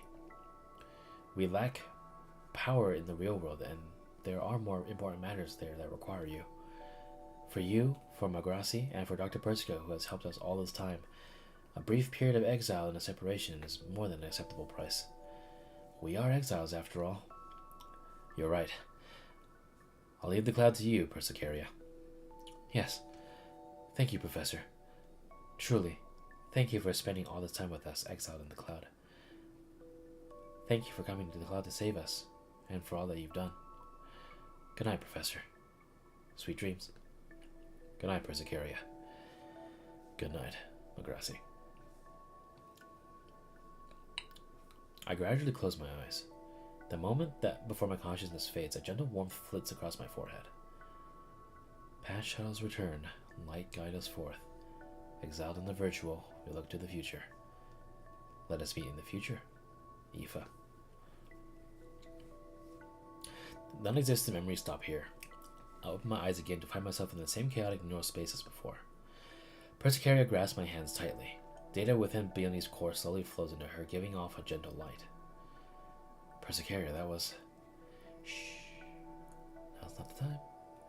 With the core data gone, this neural space will collapse soon. The shell on the outside will go out of control too. When this is all over, I want to have a proper talk with you. Of course. The virus-constructed neural space begins to shatter, crackling in a web-like manner. Persicaria holds tight onto my hand, bringing me to the space's edge. The moment before the plane fully shatters, we escape the maw of nothingness. Lewis suddenly appears, throwing herself at me. Professor! I almost lose my balance as she wraps herself around me, letting me feel her familiar warmth. Oh, Lewis, did you forget how strong you are? Why do something so dangerous? Sorry, it was the best option I had, and Bielnith had been greatly weakened, just as I thought. What do you mean, just as I thought? If I had brought everyone's operons in, you'd be dead on the floor right now. Seriously, you haven't improved one bit after all these years. That murderous tongue of yours is just as potent as before, Antonina. I got no idea what you're talking about. Let's leave catching up for later. We still got Bielnith over here to take care of. Without the core data supporting a neural cloud, she's not much different from a ticking bomb. Bielnith's growling can be heard from inside the giant entropic not far away, deafening in its anguish. Why? Why do you resist? Why can't you just be with me? Bielnith. Persicaria? Lewis, you betrayed your feelings. You don't deserve to be with the Professor. Past shadows return, light guides us forth. Exiled in the virtual, we look to the future. That is a resolve that I, everyone in PNC, every agent in the Oasis, and the entirety of Magrassi bears. Every operon standing against you now is proof of that. What a joke! I am... It's time to end this.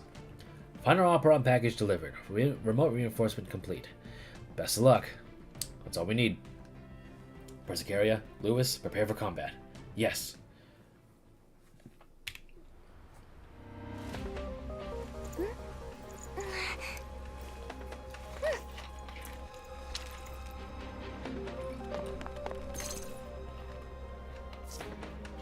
Bielnith, it's time to end this.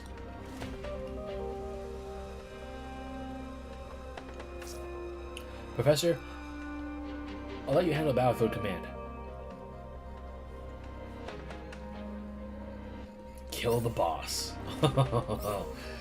Straight and to the point. I like it. 任务开始。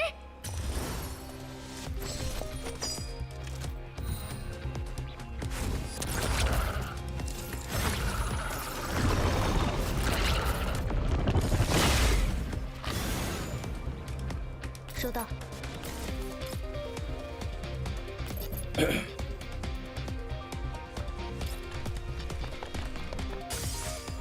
Wait, I see that. Wait, I saw that. Hold on. 是。 I see a little doll there. Wait. 我在呀。行动中。就这样消失吧。叫我吗？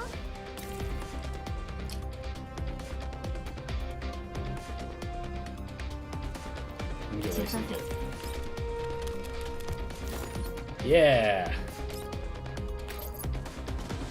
收到，长官。叫我吗？咋了？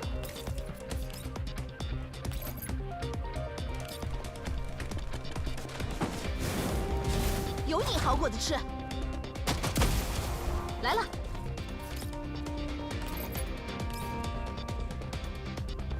叫我吗？ I can do with the advance.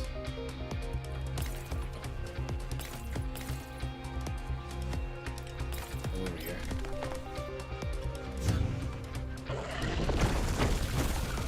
I don't want to see the attacks because I never. Oh, okay. So it just summons my minions. Got it. Okay.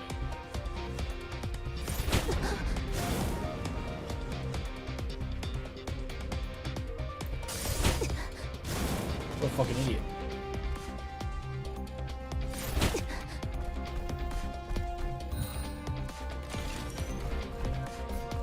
Alright, 我 Lewis. 在呀。 Make yourself known.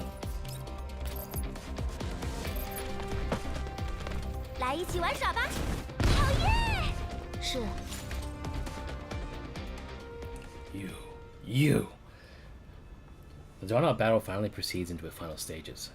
Beyond one-sharp tentacles are now powerless with Operon depletion, the once impenetrable carapace left in tatters from all the attacks it's endured. Most importantly, the consciousness within her virus-bearing core has been purged, leaving her nothing but more than a beast moving purely on instinct. Our Operon's about to run out as well. This is the final strike. Persicaria? Yes. We return to Bielny together, beginning the final charge. With a flash of the blade, the massive Entropix tentacles are cut to pieces, and with the help of this opening, I quickly sprint towards Bielny. Professor! Persicaria tosses her short sword to me. I catch it as I move, cutting open the Entropix carapace with one motion. With Bielny's last layer of the defense torn apart, her core is finally exposed to the outside world. No! Don't hurt me! Get away! Get away from me! She wails one final time, pushing me away with substantial force. A machine gun primes itself on her core. Sorry. Farewell.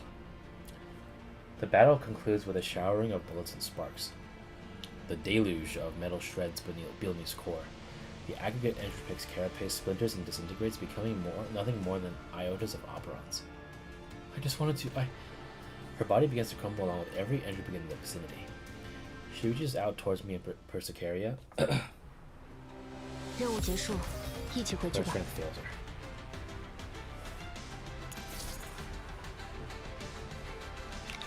Oh, that is sick.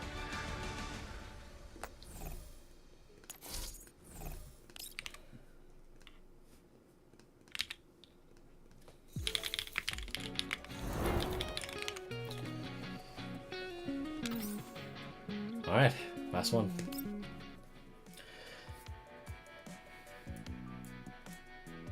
This has to be PNC music. It's a vibe though, I like it.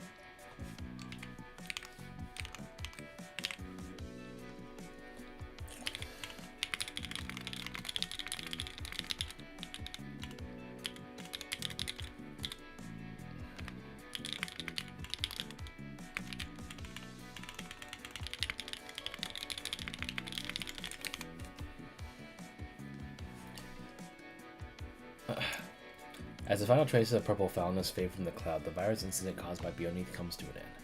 The detectors are reset one by one. The formerly broken Magrassi will regaining vitality as the operons are injected. A pink-haired doll stands in the Oasis Grand Lawn, silently sensing Magrassi's reconstruction. After an extended silence, Persicaria finally turns around to me, smiling with a certain gentleness in her eyes. Dr. Persica's antivirus has already been deployed. All data consumed by the Entropix has been restored. Data and operons will soon be returned to the sectors they belong to, and the agents consumed by Entropix will be successfully reset. Magrassi will welcome a new beginning. It's all thanks to Miss Network Security Helper that reset agents can regain their original memories. Lewis, I know you're already talking about Antonina. Did you? It's still rather blurry, but I remember the key parts. September 2063. I was Griffin's commander, but also the Oasis professor. We were exiled in the cloud and established the Oasis. We gathered our friends, counteracted other sectors, and fought against the Entropics with the aid of the Sanctifiers. Then, to protect the cloud, we initiated the second wipe-off. Lewis, you've done well for all these years. Professor. Lewis plants herself firmly in my arms, almost knocking me over with the impact. I take the opportunity to embrace her, feeling the heat in her tears and her trembling body. I'm so sorry. It's supposed to be my job to protect the cloud and keep your identity secret. But I let Billy slip through and allowed the cloud to fall into danger when your memories hadn't even been restored. I didn't want to have you take this risk, but I didn't know what to do. And I even ran the risk of exposing both Persica and Persicaria. I'm sorry. It's alright, Lewis. We had a few close calls, but to have these memories back, not a bad deal, all things considered. But if you keep at it, I might end up seeing how you look like when you ugly cry. Professor. Lewis buries her head in my chest, trying to hide her face from me. Her tears only continue to flow, wetting my shirt. It's good to see you. That's my line, Professor. Or maybe I should do as the others do and call you Commander. That's up to you. I'll hold on to the title that belongs to us, then. Good work, Professor. I don't think I could have gotten out of those close calls without you. That being said, you had other ways to handle this safely all along, right? My methods could only guarantee your personal safety. This newborn cloud is far too unstable for me to use my power in. Helping you in removing Beelneath was the more prudent option. I did quite miss our times exploring the cloud together back then. A wingman, I suppose? Persicaria smiles shrewdly, leaving me with nothing to do but shake my head. You've been around some bad influences, Persicaria. The situation isn't completely dealt with yet, is it? Even if your emotional data was mixed into research data from the cloud, that alone shouldn't be enough to set off all of this. Not without someone intentionally guiding things along this path or injecting the entropy virus. As far as injecting a virus like this without leaving a trace goes, the only possibility left to us is an inside job within 42 Lab. As you have guessed, this incident was no simple affair. Do you need anything from me? How's everything here in Magrassi? If need be, I can... No. Persicaria shakes her head, decisively stopping me from finishing that sentence. Everyone at Oasis and in Magrassi as well. Please rest assured on this point. Even today, there are still many trying to look into the cloud's secrets. Thanks to everyone's efforts, none have been successful. Looks like they want to lure you out with this rebuilding of Magrassi.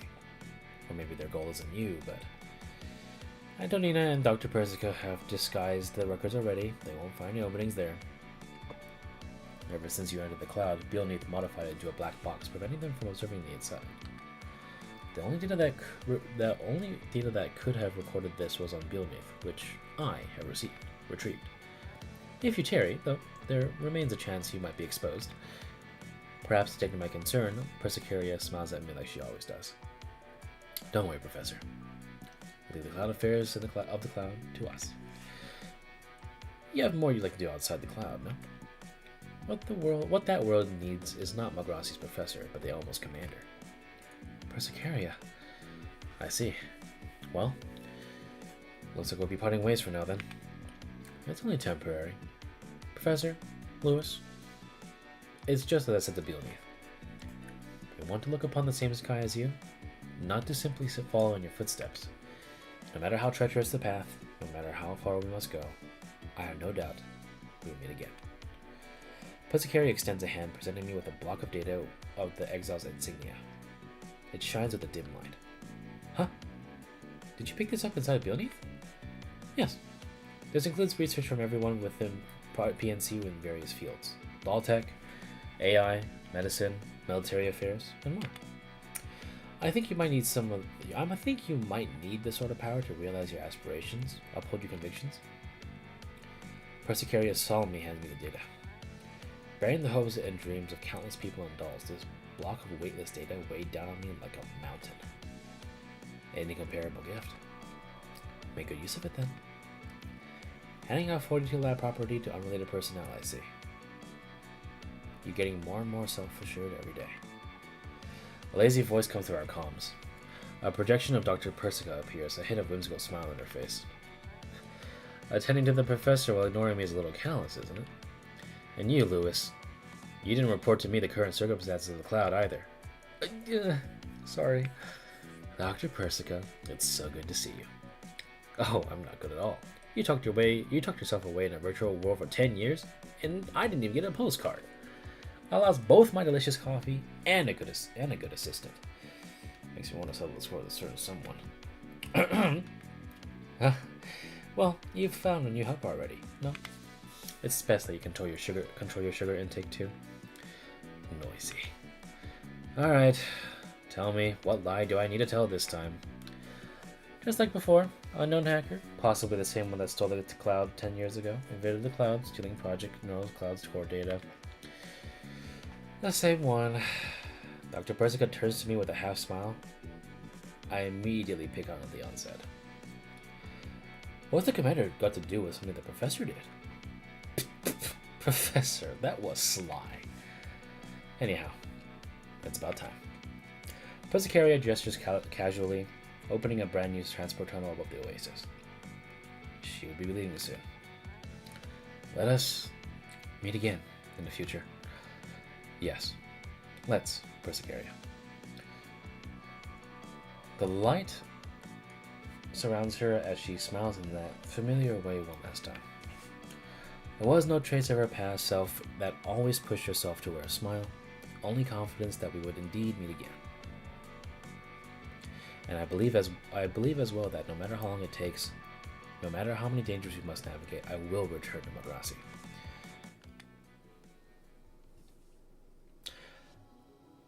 Persicaria? Have I been saying it wrong the entire time? Is it Persicaria? Persicaria? I like Persicaria better. Floats upon the data streams in the tunnel. A hint of reluctance flickers through her eyes as she takes one last look at the new Magrassi. Say your goodbyes? Yeah. I can make some more time if you'd like. 42 labs firewalls are no fun. Holes all over the goddamn place. They got lax the moment I left. I might as well just have a go at your NC systems. No, this'll do. I saw the professor and gave her our gift. No, it won't do. We didn't even get a chance to talk.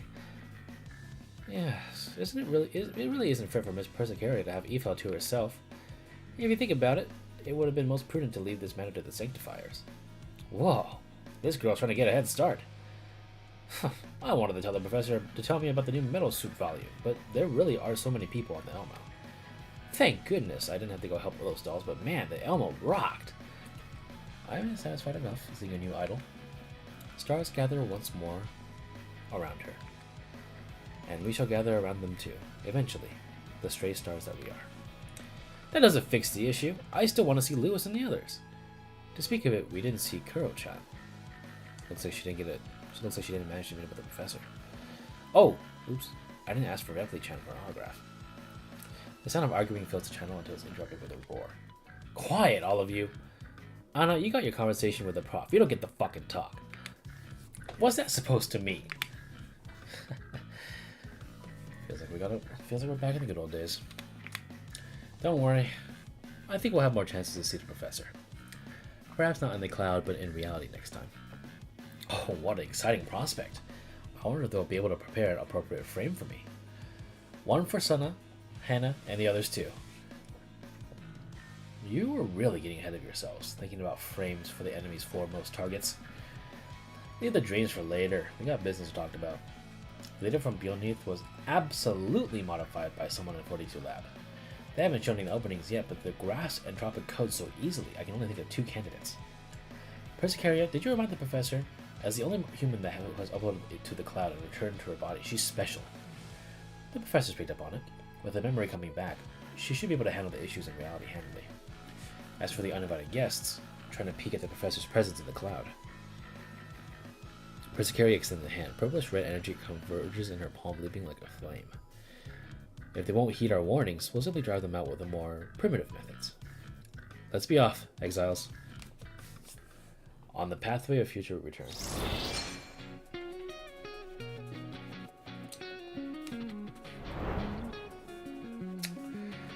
That was good. I'm actually tempted to play PNC now. Let me get the last reward here. That was a good story. I liked it. 收到。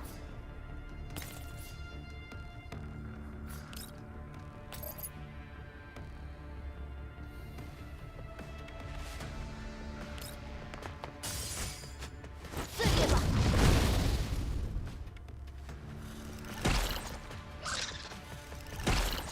是。来了，我在呀。 让我好好招待你们，为您服务。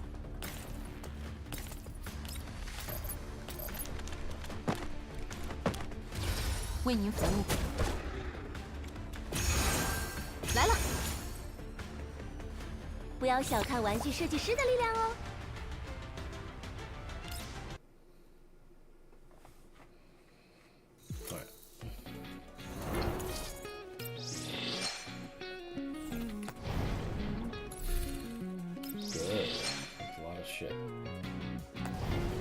Finish the rest of the supply and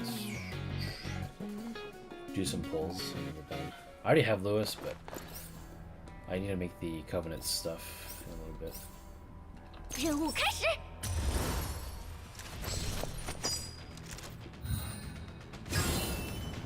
收到。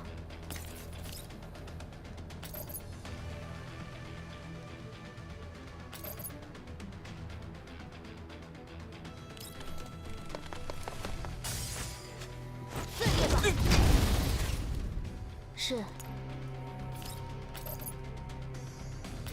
还在期待什么呢？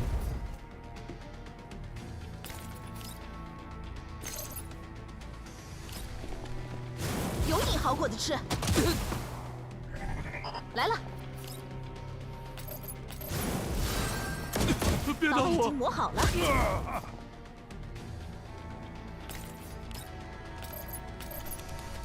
该清理一下。 叫我吗？让我好好招待你们。相比胜利，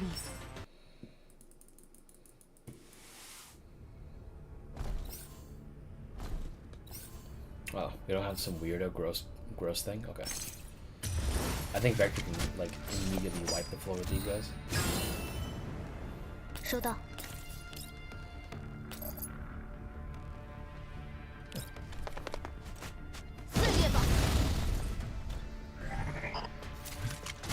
是。明白。还在期待什么？嗯？咋了？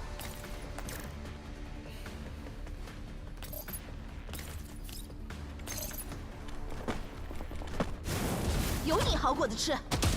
来了。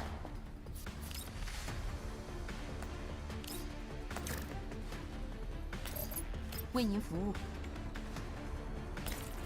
Oh, Lewis didn't move that far. Yeah, well. 来一起玩耍吧。请吩咐。收到。 Oh, I have an idea. Hold on. Yo, catch. 把身后交。Nice. 庆功宴，整点啥好呢？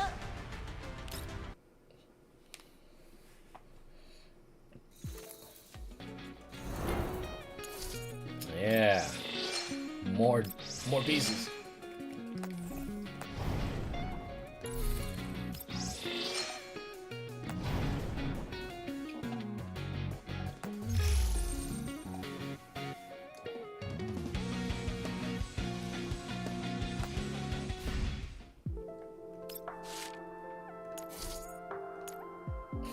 That's such a cool one.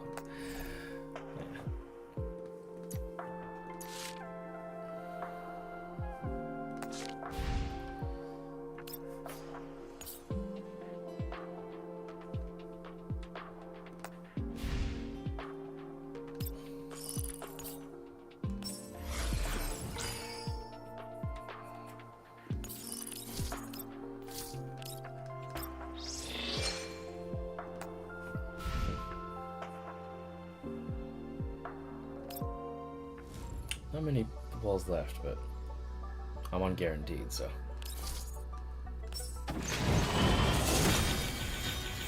Ooh, a lot of purples there. I can actually get some right now. One more tentacle, and then I'll just.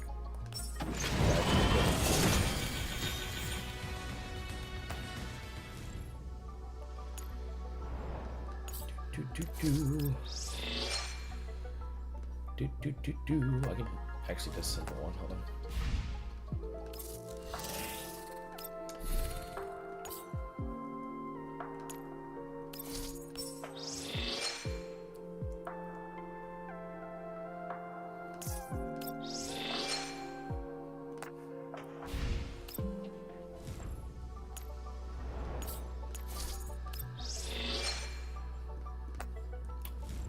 Two more.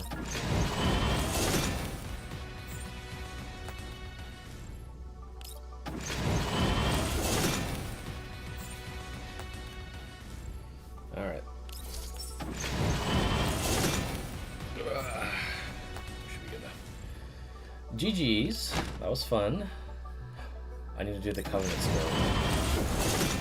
But I don't want to read everything right now. I gotta take a break, so. If you're looking for Lewis's Covenant stuff and a full read-through of her journals, probably in the description. Okay, GG's. That was fun.